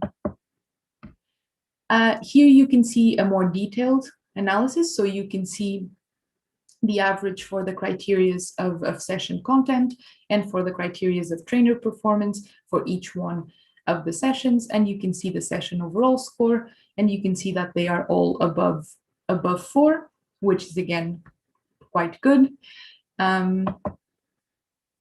So what happens, obviously, after we analyze the feedback, we sent the reports to the national platform, and also this was shared with the trainers so that they could improve their trainings, and also there was discussions with the training team and the national board so about the outcomes of the event and what must be improved and what didn't go so well. In terms of recommendations for the future, so it was very clear that we should not break up long sessions with lunch because it's unproductive to the session. Sarah was giving a training on events, and the session was long and it had the lunch in the middle, and it was quite disturbing to the engagement of the participants, so that's a no-no. Then also we learned very quickly that for online training we should always add 15 minutes at least per session because there's always technical issues, or someone is late, or something happens that we need to fix. Also, we something that didn't go so well was that participants were always presenting themselves in every session. Obviously, that takes quite a big chunk of time, and it's not a very good use of the time. So we should avoid that in future events, and we already did that in this last upgrade. Also, and this is based also on the comments that participants left, because the forum does not include only multiple choice questions, but also open-ended questions where they can just leave their open feedback. And we were told that we should include more informal moments, and also to improve the dynamics within the event. And again, we already did that in the last ESN upgrade and also in this NP. Also a big question regarding events in general, but in this case online events, is the case of attendance and feedback. There's been, not that registrations are low, but then the actual attendance is quite low, and we saw the same thing in this last upgrade where attendance was even lower than in the previous one. So from the number of participants, less than 50% actually attended the event, and obviously this has a big impact on the training and in the preparations. And there was actually people that wanted to sign up after registrations were closed, and we told them that they couldn't because it wouldn't be productive to have more people. And then in the end, there were actually spots because people were missing. So we need to look at this attendance issue and try to figure out how we can solve it and better this in the future, because it is quite serious.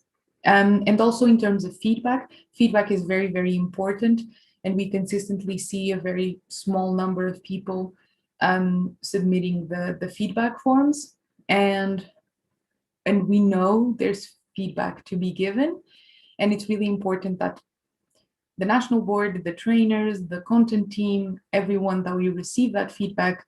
And obviously for upcoming people that are going to be organizing events and trainings, it's very important to have this feedback in order to improve and to respond to expectations. And not only that we have feedback, but that it is honest feedback. And so obviously it's very important that we encourage every volunteer to leave their feedback in an appropriate manner and in a manner that is impactful to the event, so that everyone that comes after them can have a better experience that they did. So overall, this is it. If you have any questions, please do ask. Thank you. Thank you, Mariana. I will open the speakers list.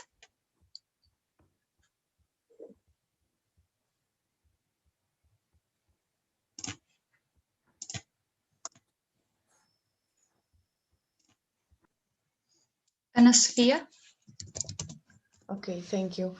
I just wanted to comment on the attendance, which is really shameful that people don't attend or don't take full responsibility when they signed up for an event. I think maybe I can give a suggestion if this is, because I'm 100% sure more or less that this is not done yet, but it might lower the number of missing people on the events, which is to share on all the events, to share the list of participants per each section with the local representatives or the board. And then later on, perhaps, because you probably have a spreadsheet that says all the attendances and who's missing, to also have, for us to have access to that. We can see on the moment who's missing, and we can sort of like try to make sure it doesn't happen, because we know it's not, well, it's not polite or, well, it's not good at all to miss a training that was prepared especially for them, especially when people could, someone else could have attended. That's it. Thank you. Thank you, Ana Sofia. I think that is a good suggestion. Yes, and we can definitely do that. Thank you.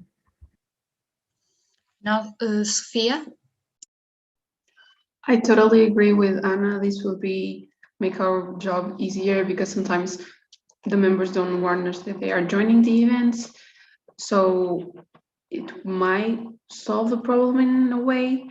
I also think the problem comes from a different place, and specifically the lack of connection newer members have with the national or the international level. I had, I think it was only one person sending me a message saying, "Oh, I'm not going to this workshop because I'm very tired." And I was like, damn, why not? I understand we are very tired, but you made a commitment, so you should go. And I don't really know how to make it work, because the newbies just joined, and most of them are very confused and lost and not very interested in knowing more about the national level yet. But I do think Sophia's idea might be helpful. Thank you, Sophia. We totally understand that it is hard, and especially with the transition to online events, which was novel to all of us. It is hard to deal with that. I think it comes with just obviously that it will depend from person to person, but I think it's from the beginning kind of inputting this sense of commitment. Like if you say you are going to do something, then it's because you believe it's valuable, and so you should do it. And also I think the fact that making it clear that if someone registered for an event and then they don't attend, the spot that could have been someone else's is then worthless. And this actually happened in this ESN upgrade, and it made us quite sad to have said no to people, and then those people didn't have a chance to attend, and then the event wasn't full. So I think those are also good points to make. I would like to just take this time to apologize for the people that have not showed up, because I know you do have a lot of work with these projects and you are investing in the sections and like teaching. So I am sorry, and thank you for your work. Thank you, Sophia. Obviously, we don't feel the need for sections to apologize. It's more of a joint work between all of us to make this make this happen. And obviously there's things to improve on both sides, and hopefully we can keep doing that. But we do appreciate a lot the acknowledgement you just gave. Thank you. Rita?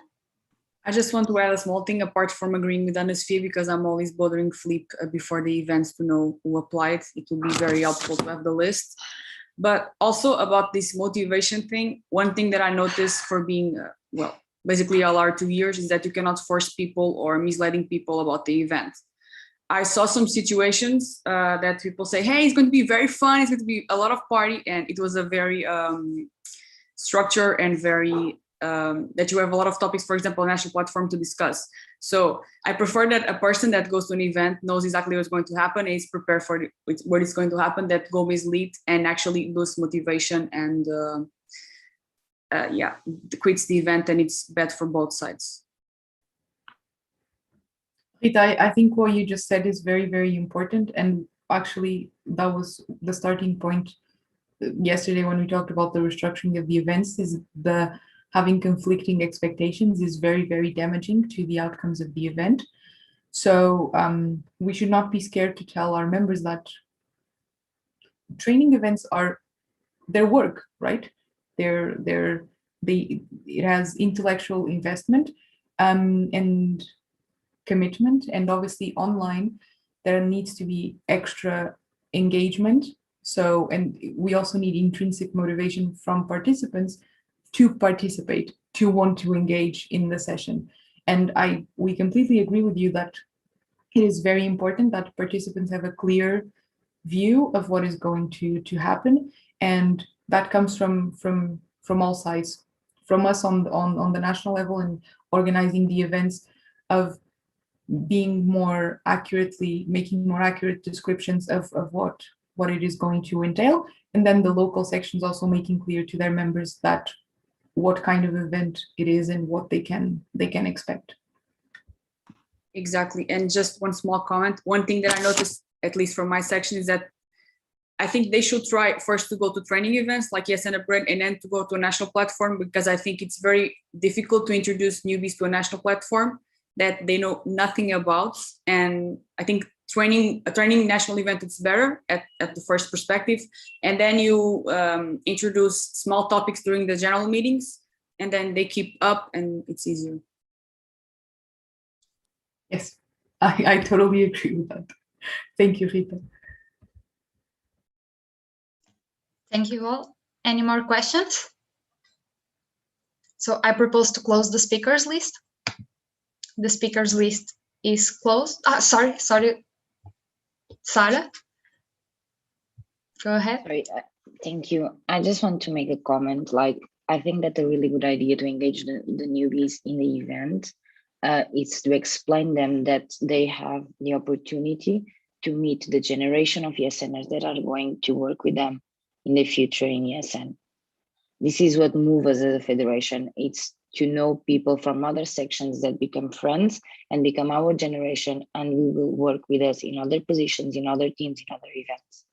And this is really good for them to understand that they belong to this generation, the new generation, and then they have the opportunity to go to the event. Also, it's important that the sections can give a briefly explanation before the event to know which one have applied, and to explain like why you are going there. I didn't have this opportunity. Should I have it? Like what missed for the past generations that didn't have this opportunity? Why we have ESN Upgrade? These kind of situations will give them responsibility, but most than that, it will give them the feeling of belonging to something, the beginning of starting something new and their path or their ESN career. So sometimes it's more easier to explain in this feeling and motivational way than in the training or educational part. Of course, that's the most important part, but we are working with people and people that are starting to know ESN. So we need to work with this. It's the opportunity for you to get enrolled in ESN. Thank you. Thank you, Sarah. So now propose to close the speakers list. The speakers list is closed, and now we have the presentation for the LVII event.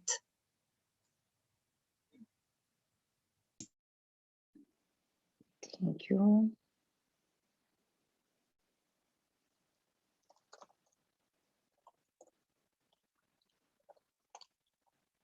So I'm going to share my screen.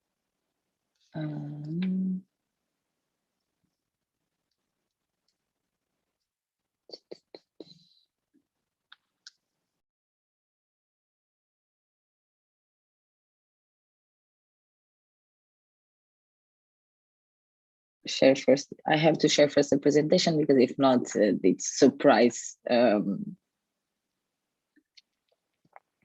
Okay.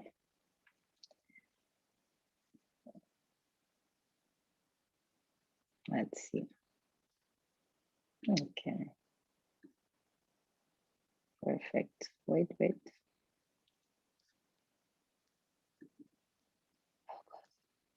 Sorry.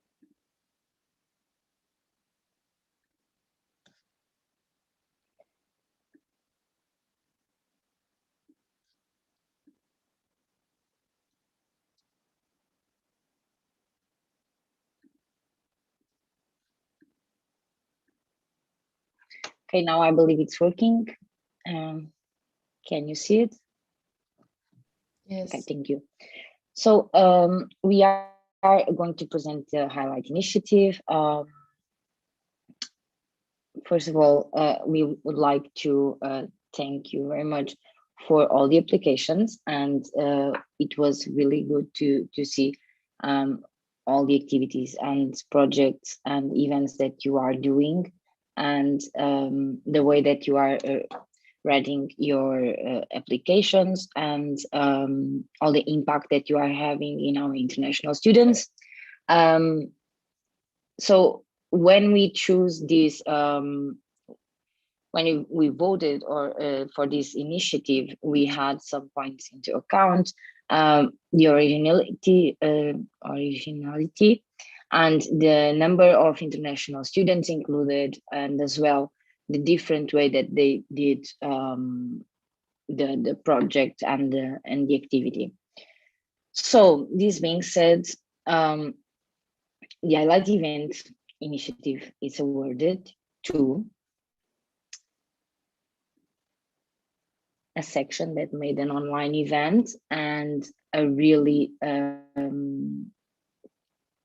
dynamic event, and that have had a really good attendance.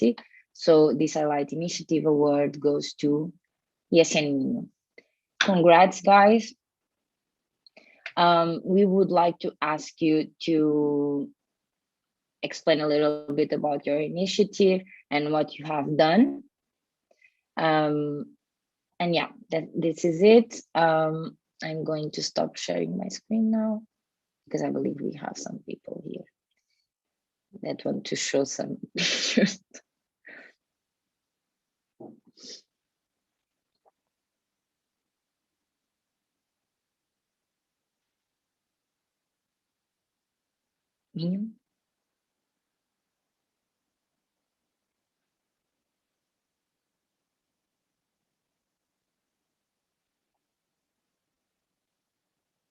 Yes, I mean.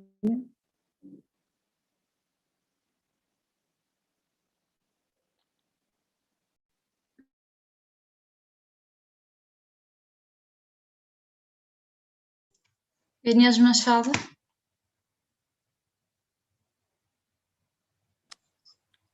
Sim.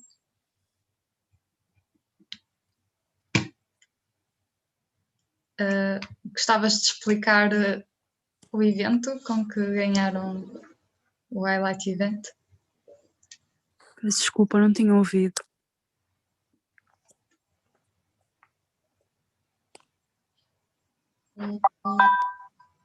Eu na altura não fui eu que submeti o Highlight Event. Mas sabes o que aconteceu? Podes explicar? Em Eu inglês, estive por afastada favor? um bocadinho durante um tempo. Ok, so basically, Inês, basicamente, nós atribuímos o prémio do Highlight Event para a iniciativa que vocês tiveram do Meet and Greet. Sarah, Foi a please, iniciativa in English. Okay, sorry. So we have awarded the highlight event to your initiative, the Meet and Greet, the online initiative. That was the submission that SME did for the highlight event. Are you okay to explain it, or? I have the application, but anyway. Sarah, please. Sarah, if you want to show the presentation again and show the photos and. Okay, sorry. And then we can give an overview of what happened.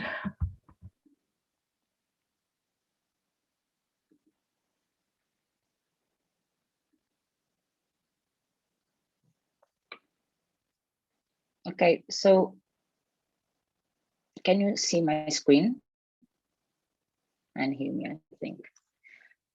So this was the event for ESN Minho. They had about 45 international students, and 20 ESNs participating in the meet and greet. They had made 6 questions for each participant to meet the other participants and to get to know each other, like the name, the nationality, and what would be their karaoke go-to song.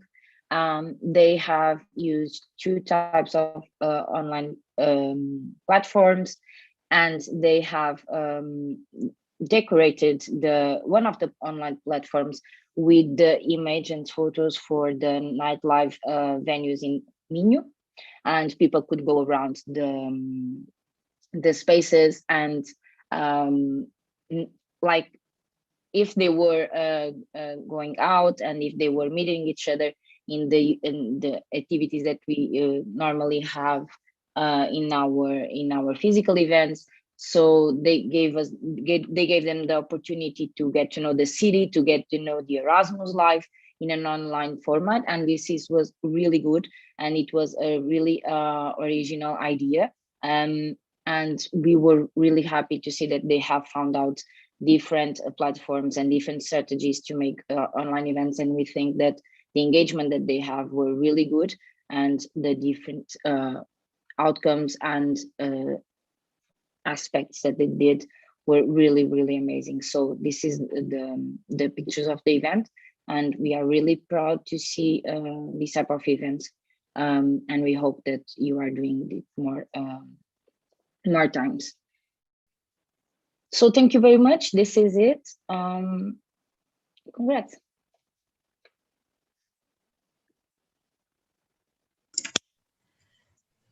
Okay, so let's move on to the next topic. Okay, Mariana has a question.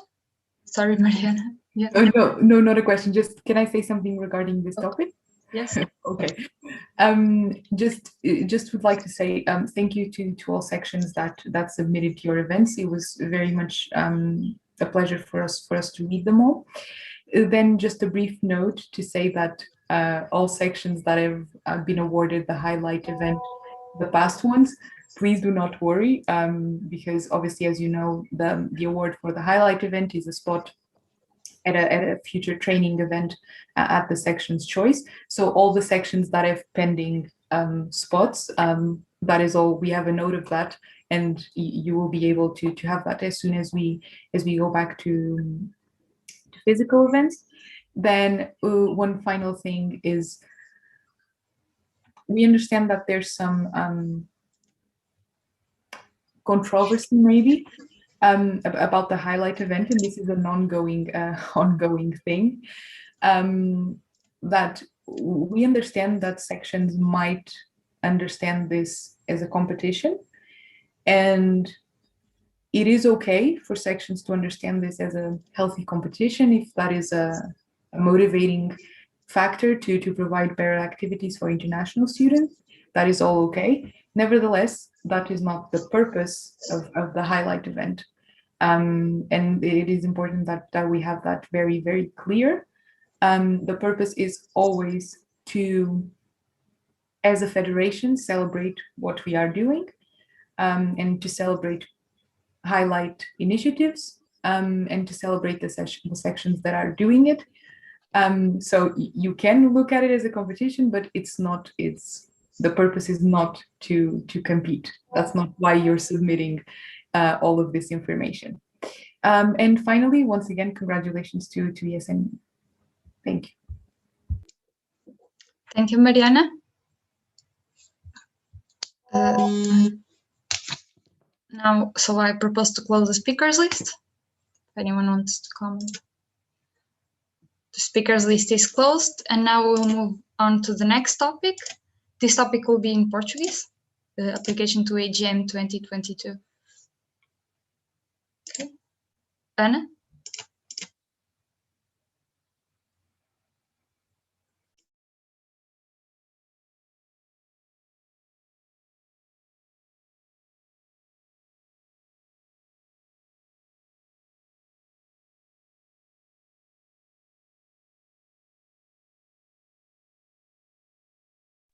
Ok.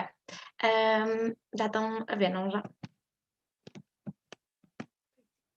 Pronto, então, nós vimos agora como Direção Nacional apresentar a candidatura que foi feita para o Erasmus Generation Meeting, para o EGM, que a realizar no Porto, em Portugal, em 2022. Isto foi uma candidatura feita e, para sermos o comitê organizadores, e é só uma candidatura ainda. Na verdade, há outra candidatura também para a organização deste evento.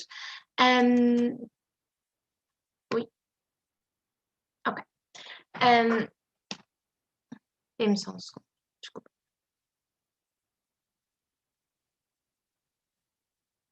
Pronto. Aqui podem ver o logo que a Bia fez o ano passado. Como vocês podem ter visto e como sabem, o ano passado nós também fizemos uma candidatura ao EGM 2021.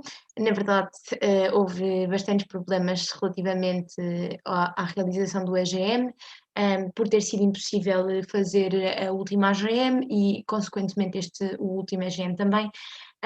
E a ESN Portugal retirou a candidatura no ano passado, tendo em conta que poderiam existir problemas financeiros para a ESN Suécia caso caso não se realizasse lá o EGM.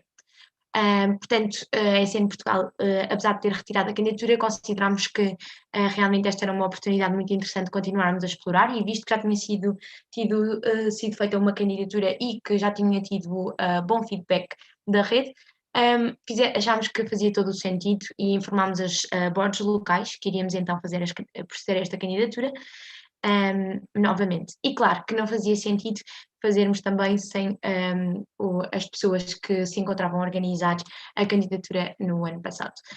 Como vos disse, o objetivo é que se realize na cidade do Porto. Tem aqui umas fotos muito bonitas retiradas pela Sara. As datas escolhidas são essencialmente, o nosso grande objetivo era que fosse entre 7 e 11 de abril, e isto por causa do ENEM também, para termos 2 semanas que separassem o ENEM do EGM, e portanto, e também que não calhassem em datas de Páscoa, portanto a nossa data preferencial seria sempre 7 a 11 de abril. A nossa candidatura tem aqui 2 cenários, que depois já vamos explicar um bocadinho melhor, mas tem com alojamento e sem alojamento. E depois também já vamos explicar um bocadinho o porquê disto acontecer e de estarmos a fazer desta forma. Portanto, a FII que propusemos foi 70 e 100 euros sem alojamento, no pior caso e no melhor caso, e 200 a 230 com alojamento. Portanto, nós temos esta opção de alojamento ou não, porque a verdade é que, primeiro, neste momento vivemos alguns tempos incertos que nos fazem pensar que quando nós fazemos uma reserva num hotel, nós temos que sempre dar dinheiro avançado. Será que faz sentido fazermos esse adiantamento monetário, tendo em conta o momento em que vivemos?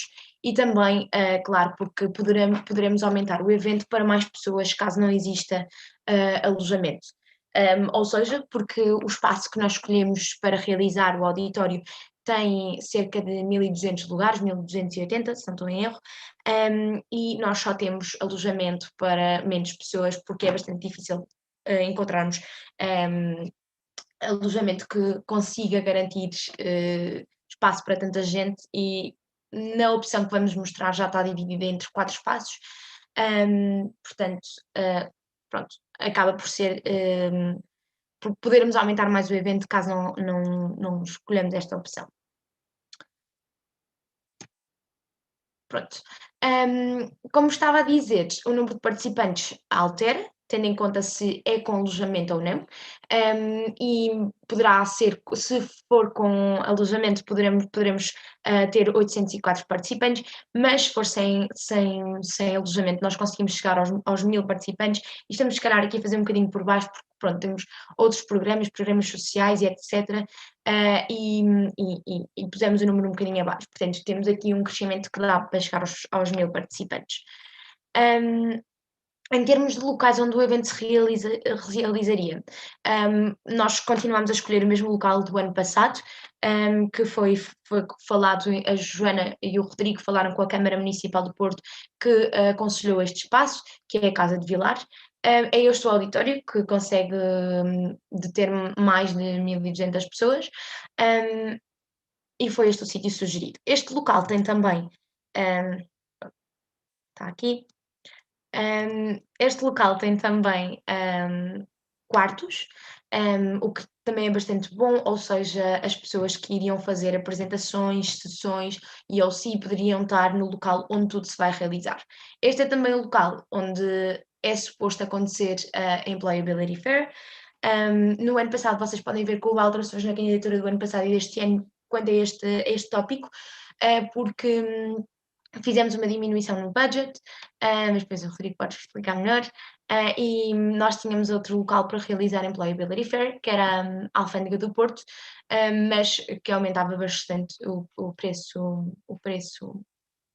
budget do evento, e tendo em conta a incerteza de alguns grants que ainda temos, nós decidimos retirar este local, o arrendamento deste local. Portanto, o objetivo é que tudo se passe dentro da Casa de Vilar, exceto algumas das dormidas que serão distribuídas, que poderão ser distribuídas. Pronto. Pronto, a Casa de Vilar, para além de ter um grande auditório, tem também muitas outras salas que podem ter sessões e com grande capacidade, outras salas com cerca de capacidade para 80, 100, 200 pessoas. Rodrigo, sinto que queres dizer alguma coisa. Queres? Algumas, mas continua. Termina. Ok. Pronto, aqui podem ver mais ou menos o local e algumas das salas que temos à nossa disponibilidade para organizar as sessões que vão acontecer, a sala de plenários e outras sessões individuais. Pronto. Quanto ao alojamento, pronto. Nós, para a opção com alojamento, realmente temos aqui estas opções já feitas, que é a Casa Vilares e estes 4 hotéis que nós vamos mostrar. Pronto. No caso disto não acontecer, de não ser com alojamento, a verdade é que o que é que aconteceria? O OCE iria providenciar uma lista de espaços e locais em que todos os participantes pudessem recorrer e para onde ir. Pronto.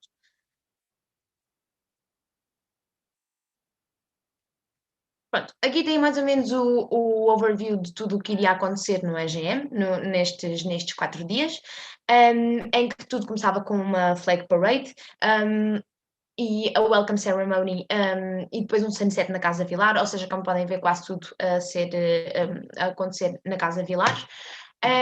Também todos os almoços vão ser na Casa Vilar, o que acaba por ser muito bom em termos logísticos, ou seja, termos tudo ali focado. Caso não tenhamos alojamento, o pequeno almoço também, à partida, será na Casa Vilares, para assegurarmos que providenciamos pequeno almoço, porque é algo que é pedido para providenciarmos. Mais Employability Fair, como já vos disse, também no mesmo local, para evitar problemas logísticos, e depois também temos o transporte para o Palácio dos Correios, e depois vamos precisar de transporte para o Social Program, depois o Rodrigo também vai falar um bocadinho mais sobre isso. Pronto. Portanto, como estávamos a dizer, almoços todos na Casa Vilar, pequeno almoços talvez, ainda não sabemos, é incerto, depende um bocadinho da opção que for escolhida, se é na Casa Vilar ou nos hotéis, ok? Depende se é com accommodation ou não. Depois, almoços primeiro na Casa Vilar, jantares primeiro na Casa Vilar, e os outros 3 serão em sítios diferentes, de acordo com o programa social também. O primeiro seria um International Dinner, principalmente para que as pessoas, como vocês sabem, nestes eventos, os participantes levam comida dos seus países, e, portanto, convém que façamos o International Dinner bastante rápido, em termos temporais, e, portanto, ia ser um dos primeiros eventos, e depois Portuguese Night, e no último jantar ser a gala, que seria na Real Companhia Velha. Depois também já mostramos algumas fotos. Pronto, este é o sítio que para já pensámos para Portuguese Night e International Dinner. Claro que temos segundas opções e planos B caso seja necessário, mas para já aí está. A gala ser então na casa, na Real Companhia Velha, desculpem. Pronto, este seria aqui o local. E depois vou deixar o Rodrigo falar do transporte. Só uma coisa, depois todos os contactos também já foram feitos, já estão mais ou menos, não, já estão apalavrados. O contacto com a Casa Vilar já é de há algum tempo, portanto sinto que também já há aqui alguma relação, um bocadinho de confiança, e tem sido muito bom o contacto com o local principal onde nós prevemos a realização do evento, caso sejamos eleitos, claramente. A eleição será na GA em maio, na General Assembly em maio, e pronto, e temos também alguns grants previstos, que também vou deixar o Rodrigo falar. Pronto, vamos um bocadinho situar-nos também no mapa, porque eu entendo para a malta não seja do Porto, é uma coisa que me dizerem a mim que o evento em Lisboa vai de Alcântara ao Montijo, passar por Vila Franca de Xia, para mim é o mesmo. Portanto, se vamos situar-nos a azul, aquele quadradinho que vocês podem ver é a Casa de Vilar, ok? Que ele é o centro onde a grande maioria, onde todo o core do evento acontecerá durante o dia, ok? E onde serão a maioria das refeições, exceto pequenos almoços que serão no hotel, ok? Ou caso não dê para ser no hotel, aí passamos tudo para, caso não haja acomodação, aí arranjaremos os pequenos almoços na Casa de Vilar, mas com acomodação será pequeno almoço onde cada um dormir, e o resto do evento será dentro da Casa de Vilar. A vermelho são os hotéis, ok? Portanto, podem ver ali o quadrado que está diretamente por cima do quadrado azul, o quadrado vermelho, são 3 hotéis, ok? 2 são colados e um é um bocadinho abaixo. Isto estamos a falar de, no máximo, 7, 8 minutos a pé até à Casa de Vilar, portanto, walking distance. E aquele hotel mais longe é o Ipanema Park, que é o maior hotel da rede. Portanto, isto é tudo hotéis da mesma rede, portanto, estamos a lidar com uma única entidade, ok? E o Ipanema Park é o maior hotel, é o de 5 estrelas e é o que pode albergar mais gente, mas é que é o mais deslocado, mas é fundamental para garantirmos pelo menos os 800 lugares que queremos garantir. A partir todo o transporte de quem vai para o Ipanema Park terá sempre transporte de autocarro garantido, que de caminhoneta demora 5 minutos a chegar à Casa de Vilar, tranquilo. A roxo está ali, é o Palácio de Correios e a Avenida dos Aliados, ali é onde será a Welcome Ceremony. O objetivo é fazer uma flag parade desde a Praça de Dom João I, subir para os Aliados e ter lá a Welcome Ceremony. Uma coisa aí espetacular, onde teremos pronto, uma introdução, provavelmente malta da Câmara, malta da tudo que seja parceiro da SN Portugal e da SN Internacional vai falar, e pronto, teremos ali um momento espetacular, a malta toda. Depois isto transitará para a Casa de Vilar, ok? Onde será pronto o sunset, o welcome sunset, uma coisa soft. Aquela imagem que a Ana passou a correr, podes voltar para trás, por favor. Volta. Volta. Eu sei qual é. Isto é a vista, ok? É por isso que eu pus aqui. Isto é a vista, ok? Da Casa de Vilar, ok? Da balcony que eles têm. Portanto, a Casa de Vilar é um edifício de 7 andares que está virado, como vocês podem ver, para a Ponta Rábida, ok? E que pá, só a grua é que nós não podemos fazer nada. De resto, vocês podem ver que a vista é brutal. Podes voltar ao sítio. Arroz também, na Avenida dos Aliados, colado à Câmara, é o Palácio dos Correios. O Palácio dos Correios é um edifício da Câmara que eles permitem ser utilizado por entidades, organizações, whatever, que precisem. O objetivo é ter pelo menos um dos eventos, provavelmente o International Dinner lá, ok? Porque o terceiro andar do Palácio dos Correios dá para ter lá as 800 pessoas, ok? Ou mais. E é um espaço vazio para nós aproveitarmos e fazermos com ele o que pretendermos. Depois, no sábado, está previsto a nossa candidatura irmos para o Palácio dos Correios fazer Cultural Night, tanto mais uma espécie de Portuguese Night, tanto mais ligada à cultura portuguesa, mas queremos também deixar essa parte mais em aberto, porque ainda não há casas de noite abertas, portanto não é possível falar com parceiros de noite, se seria possível fazê-lo já diretamente numa discoteca, que seja a parte final da noite, mas neste momento é impossível, não há previsão para falar com parceiros de noite tão cedo, tanto na candidatura temos sempre este plano A, que é fazer as 2 primeiras noites de International Dinner e de Cultural Day, tanto Portuguese Night, no Palácio de Correios, que temos condições para isso. Como plano B, temos também o Ateneu Comercial do Porto, que é ligeiramente mais pequeno, mas a SN Porto está muito habituada a fazer lá a Portuguese Night, onde estamos a falar de eventos que levam cerca de 700 a 800 pessoas, e jogando um bocado com o espaço, é possível caber lá a malta toda. Portanto, temos sempre plano B para praticamente tudo. A laranja é o sítio da Gala, é a Real Companhia Velha. A Real Companhia Velha de autocarro da Casa de Vilar são 10 minutos, portanto é uma distância curta. É um lugar, é brutal aquilo, tanto é um sítio que também chama um bocado pela cultura da cidade, tanto pelo vinho do Porto, por ser também de uma quinta, e o objetivo é, pronto, fazer lá a gala, tem lá um espaço para a primeira malta tomar um copo e estar cá fora à vontade, e depois ir sim para o jantar, e pronto, temos lá um momento no jantar, e eles estão mais que habituados a fazer esse tipo de serviço, porque já foram também feitas galas, por exemplo, da TAP, do BNP para arribar, e então estão habituados a eventos desta grande dimensão, que pronto, e é com eles que em princípio trabalharemos. Portanto, para quase tudo há um plano B, em termos de espaço, em termos de soluções. Este é o nosso plano A, e é também para vos situar um bocadinho em que pontos da cidade as coisas vão acontecer.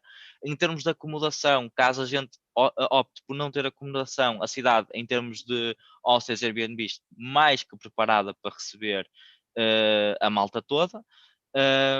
Digo isto porque eu já fui ao European Youth Event em Estrasburgo, e é um evento para 10 mil pessoas, em que o alojamento não há FII, basicamente, mas a organização apenas se preocupa em garantir as sessões, e o alojamento é pela conta de cada um.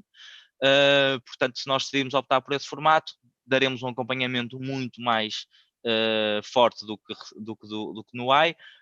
Faremos, claro, uma lista de parceiros, uma lista de hostels e de potenciais parceiros a nível de alojamento, para indicarmos às pessoas os melhores sítios para ficarem, como é óbvio, mas para já temos a acomodação também como plano, caso a malta queira ir por aí. Portanto, temos sempre as duas opções available. Podes passar. Portanto, é o que eu falei, as deslocações, estamos a falar de deslocações pequenas, ok? Dos hotéis para a Casa de Vilar, apenas do Ipanema Park é preciso autocarro, e estamos a ver que a duração é pequena. Podes continuar. Pronto, da mesma forma que da Welcome Ceremony para a Casa de Vilar também são 10 minutos de deslocação. para o International Dinner, dependendo se vem dos hotéis perto da Casa de Vilar ou do Ipanema Park, são 10, 15 minutos. A mesma coisa para a Portuguese Dinner e a mesma coisa para a Gala. Portanto, estamos aqui a falar de distâncias, ninguém vai andar mais do que 15, 20 minutos de autocarro, não vai haver, vai ser fácil movimentar a malta, mesmo com aquela logística de autocarro, não se prevê que haja assim grandes atrasos. Queres falar da equipa, tu? Podes falar tu, se quiseres. Então, mete. Não andaste-me à frente. Yes. Pronto. Esta é a nossa, como está escrito antes, DA Team, ok? Nós que estamos a trabalhar, a DN está a trabalhar diretamente na realização da candidatura. Podes passar à frente. E contamos, claro, com a ajuda deste maravilhoso OC, como podem ver, não só de SN Porto ou de SN Portugal, também contamos com a ajuda do Matteo, que é da SN Itália, também na parte do IT, porque precisamos dessa expertise, que é uma necessidade. E esta Advisory Board também para nos ajudar na implementação da candidatura. Queria só realçar também aqui uma coisa, para além de termos esta advisory board, claro que também temos tido algum suporte do João Vasco, mas e acho que isso é muito importante mencionar, mas claro que pronto, ele é da International Board e pronto, e neste momento temos esta advisory board.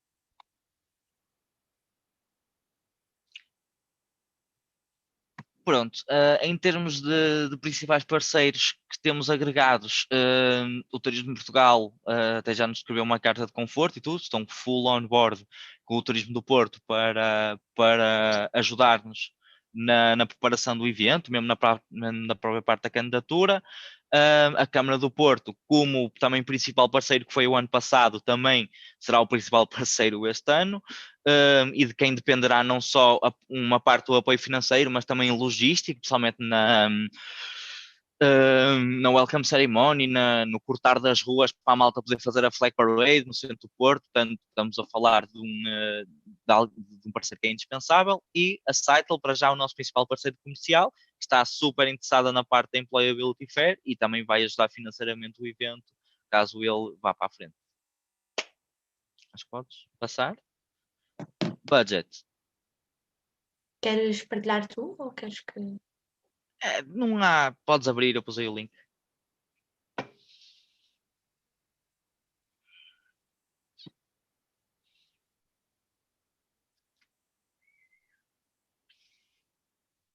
Net grande. Não, era tipo para trás, para você ver no geral. Ah, ok. Mas pronto, só uma pequena overview. O budget, como a Ana disse, nós estamos sempre a contar com as 804 pessoas. Basicamente, estamos como é que eu ia dizer? Temos o plano A, como é óbvio, com acomodação. Temos um budget, como é óbvio, para o worst case scenario, em que a FII será 230, e temos um budget sem accommodation e um budget sem accommodation worst scenario também, em que a FII será cerca de 100 euros. Como podem ver, e pela diferença entre budgets, a accommodation é mais 50% da FII. Daí a discrepância entre valores. Estamos a contar com apoios da Câmara, com apoio das grants, incluindo a do Parlamento Europeu e do Turismo do Porto. Estamos a tentar cobrir grande parte dos custos da Employability Fair com o apoio dos parceiros comerciais e do fundraising que consigamos obter.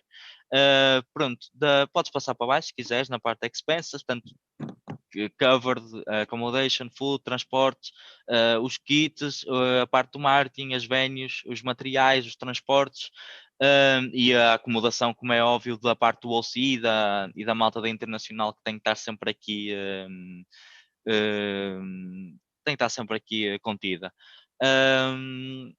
Daí também 200 euros é um valor, por acaso calhou exatamente igual à outra candidatura que está a competir connosco. Portanto, o nosso objetivo não era só ganhar pelo preço, mas é ganhar pela qualidade da candidatura, e acho que é assim que nós vamos lá chegar. Vamos voltar à apresentação.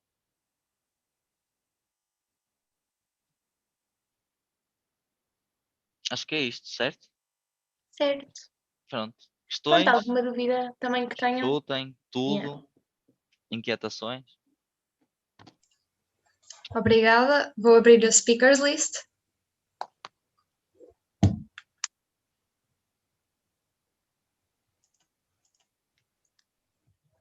Ana Sofia. Ok, obrigada. Eu não tenho nenhuma questão, mas queria só primeiro dizer que estamos super orgulhosos. Eu sei que já é uma candidatura passada, mas não quero mais dizer que temos muito orgulho nesta candidatura, especialmente ser no Porto e a título pessoal por estar também envolvida no OC. Queria também agradecer por me terem envolvido nisso e estou ansiosa. Só temos que esperar e basicamente ganhar, que acredito piamente que vamos ganhar, por isso. Pronto, obrigada pela vossa candidatura. Obrigada. Nós só fazemos coisas para ganhar. Mais alguma questão ou comentário? Sendo assim, proponho fechar a speakers list. Speakers list está fechada.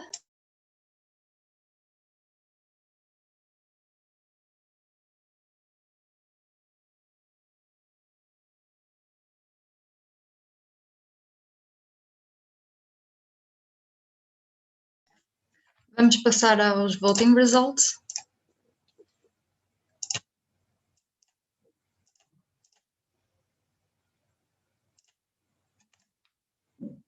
Vou partilhar o meu ecrã. Okay. Em relação à ata da PN anterior, foi aprovada com 12 votos sim. A votação do relatório de atividades e contas foi aprovado com 11 votos sim e uma abstenção. Isto significa que uma secção não votou. A votação do vinho foi aprovada com 12 votos sim. A votação do concept note dos eventos de formação nacionais foi aprovada com 11 votos sim e um em branco. Isto significa que uma secção votou a opção de votar em branco mesmo. Okay. A votação do concept note da reestruturação da ADN foi aprovada com 10 votos sim, um não e um voto em branco. A votação do plano de prevenção para a pandemia Covid-19 foi aprovada com 12 votos sim. E a alteração ao regulamento de eventos nacionais foi aprovada com 12 votos sim. Ok? Vocês vão receber agora por e-mail este Excel a documentar todos os votos. É apenas isto. Não existe discussão neste tópico, mas espero que não tenham nenhuma dúvida.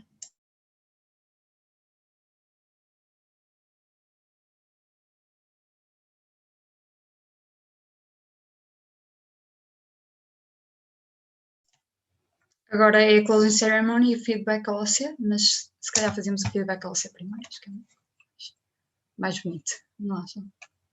E a closing ceremony no final. O que é que vocês acham? É, não é? Pronto, eu vou abrir a speakers list.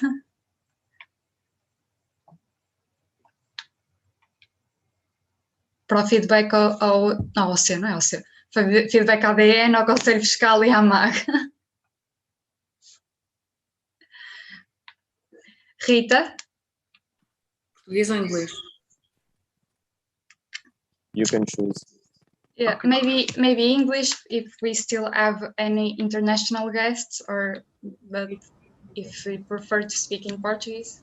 So I just want to thank everyone for your work and for keeping the motivation to keep doing things and to present us awesome projects. And we hope that in the next event we can all see our beautiful faces.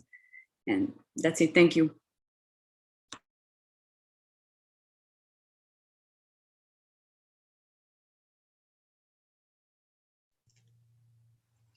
Mariana.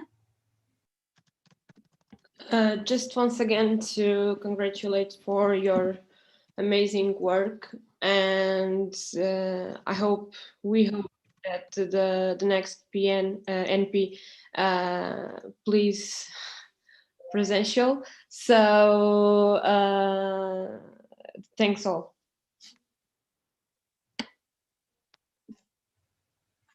Sofia. I'm not gonna add much. I just wanna obviously congratulate you. Keep up the great work. If you need help, we are here to help you with anything you need. We want to participate and to do stuff.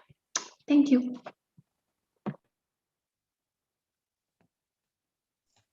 Ana Sofia. I don't want to repeat much of what was already said, but I have to. I'm sorry. Like, thank you to the National Board for the presentations. Also, thank you to the sharing team for making this voting procedure way easier. Thank you so much for listening to our suggestions. And I think this national platform went way smoother than last time.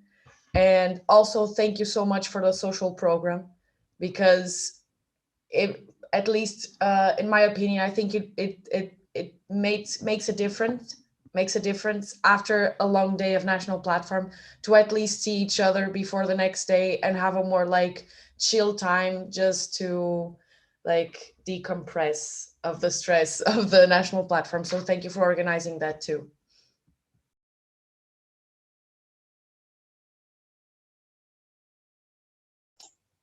Filipa.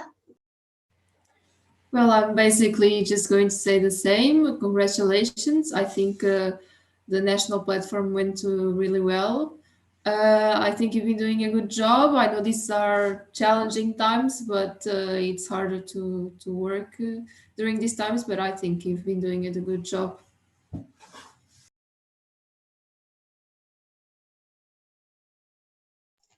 Paula. Yes, hi. So I also just wanted to say thank you for like welcoming me and including me in all the sessions. Always thank you to the chairing team, to the national board, especially to Leonor and Mariana for like always checking up with me and ask me and telling me to speak if I want to.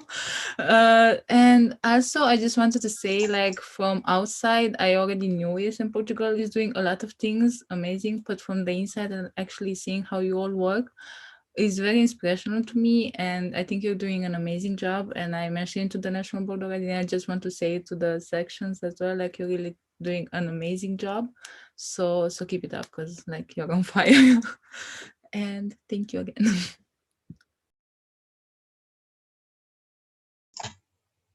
Bruno Santos. I just want to congratulate everyone that was involved in the national platform. And like Ana Sofia said, there were some significant improvements from last time, which is something that needs to be noted. Overall, I think the national platform was a great success. And I want to congratulate and thank the national board for all the work that they have been putting out, that have significantly improved the work of the local sections, and that will probably and most certainly reach very good results in the future. And also thank you for the amazing presentations. Bruno Marçal. És a seguir, Ana. Okay, I want to thank you all because without you we cannot make this possible. I expect the next 10P will be in person, and I want to thank to one person, to Catarina Rad, to help us with the General Assembly. And I expect the next 10P will open again the open call for the second secretary, and we want to have more interest about the network because it's a hard work, and without the second secretary, it's not possible to make this. Thank you, Katrina. Ana. Hi, everybody. So I would like to thank to the sharing team for the amazing job that they have done in this national platform. Everything went super well, and it was like a really good synergy that I think it was created between the national board and the sharing team, and it was really, really good and to work with you. So I really wanted to thank you for this, to make it so easy right now to work with you. Actually, it is really good to see all people talking to in the national platform. So I think it was a little bit more dynamic. So it is really good, and yeah, I think it's all.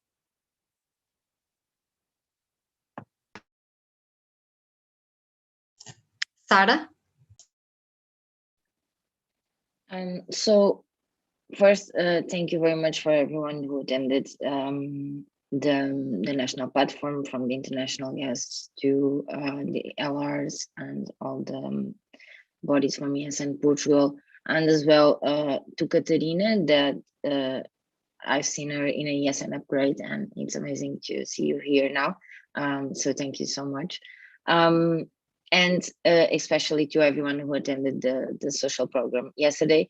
It was really good for us to have you there, and it was really motivated to see everyone engaging and sharing their stories and having fun in an online way, of course, but it's something that we all miss from ESN. And I think I can speak for all the national boards, well, and maybe for everyone. Like, we really miss to be with people and to be with our peers from ESN. That in the end of the day, it's what we will take mostly from here. So thank you very much for those who attended the social program. I hope to see you all soon in a physical format. And thank you to the international guests for listening to us even when we were speaking Portuguese. Thank you so much. Obrigada. Catarina? So I just wanted to thank everyone for letting me be here. This is my first national platform, and it was my pleasure to be the second secretary. I really want to thank Mafalda and Bruno for being there for me and for making it easier. And it was a pleasure. Thank you all. Thank you. So now me, actually. So actually, I would like to thank you for the comments.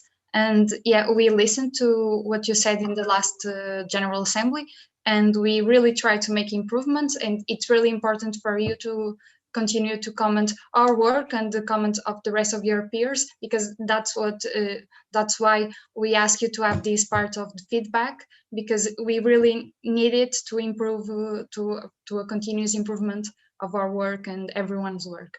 So we really try to make changes for a better flow. So yeah, I'm really glad it worked. So thank you very much. And thank you all for helping me and understanding. It takes a long time to make this work. So yeah, thank you all. So and now Sophia.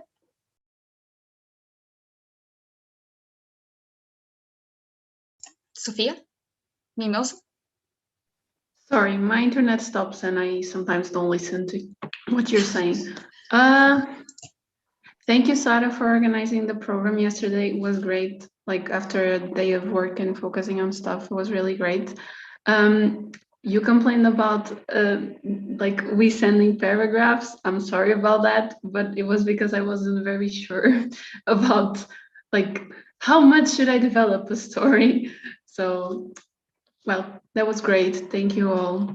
Hope to see you soon again. Is there Leonor? Sorry, this is going to be really quick. I take Anna's words and Sarah's words as my own as well. I think you improved so much in this, and national platform went really well. So congrats to you. And I also would like to say for Maya Lars, if I can call you Maya Lars, that you did very well today and you are improving so much. And I'm excited to see what will happen in next national platform, because you grow so much even in a pandemic situation, and that's really good. That's wonderful. And also to thank the international guests for coming to our national platform and see a little bit of our work. And we hope to see you more, and if possible, to see you in presence in a physical event. So that's it. Thank you, guys. Thank you. Any more questions? So I propose to close the speakers list. The speakers list is closed, and now we'll have the closing ceremony by Anna. Hello again. So I only would like to say a few words. I think this round was really productive, actually, and I already said and thanks to the sharing team, because it was really good to work with you, but also to thank everybody that was present in this national platform. We know it is not easy to be inside always in online events, and sometimes it wrecks our motivation. So I would like to thank you all to be here, to be involved, to be engaged, and to make this national platform dynamic, because otherwise without you it cannot be dynamic and interesting. So thank you for your questions, and actually I would like to thank to the international guests as well to be here with us. And well, as Sarah said too, it was really good to see you all in the social program. It was good to be with ESN people to talk about everything, and in a more relaxed way, because here we are so discussing ESN issues and matters and topics, and sometimes we forget that to be with the other people of ESN, and it's so good to meet everybody in a more informal way. So I would like to thank you all to spend your weekend here, and I hope you enjoy the rest of your Sunday. Thank you. Hope to see you in July in person. Thank you, Anna. So with that note, the General Assembly is closed. Thank you all, and goodbye. Bye.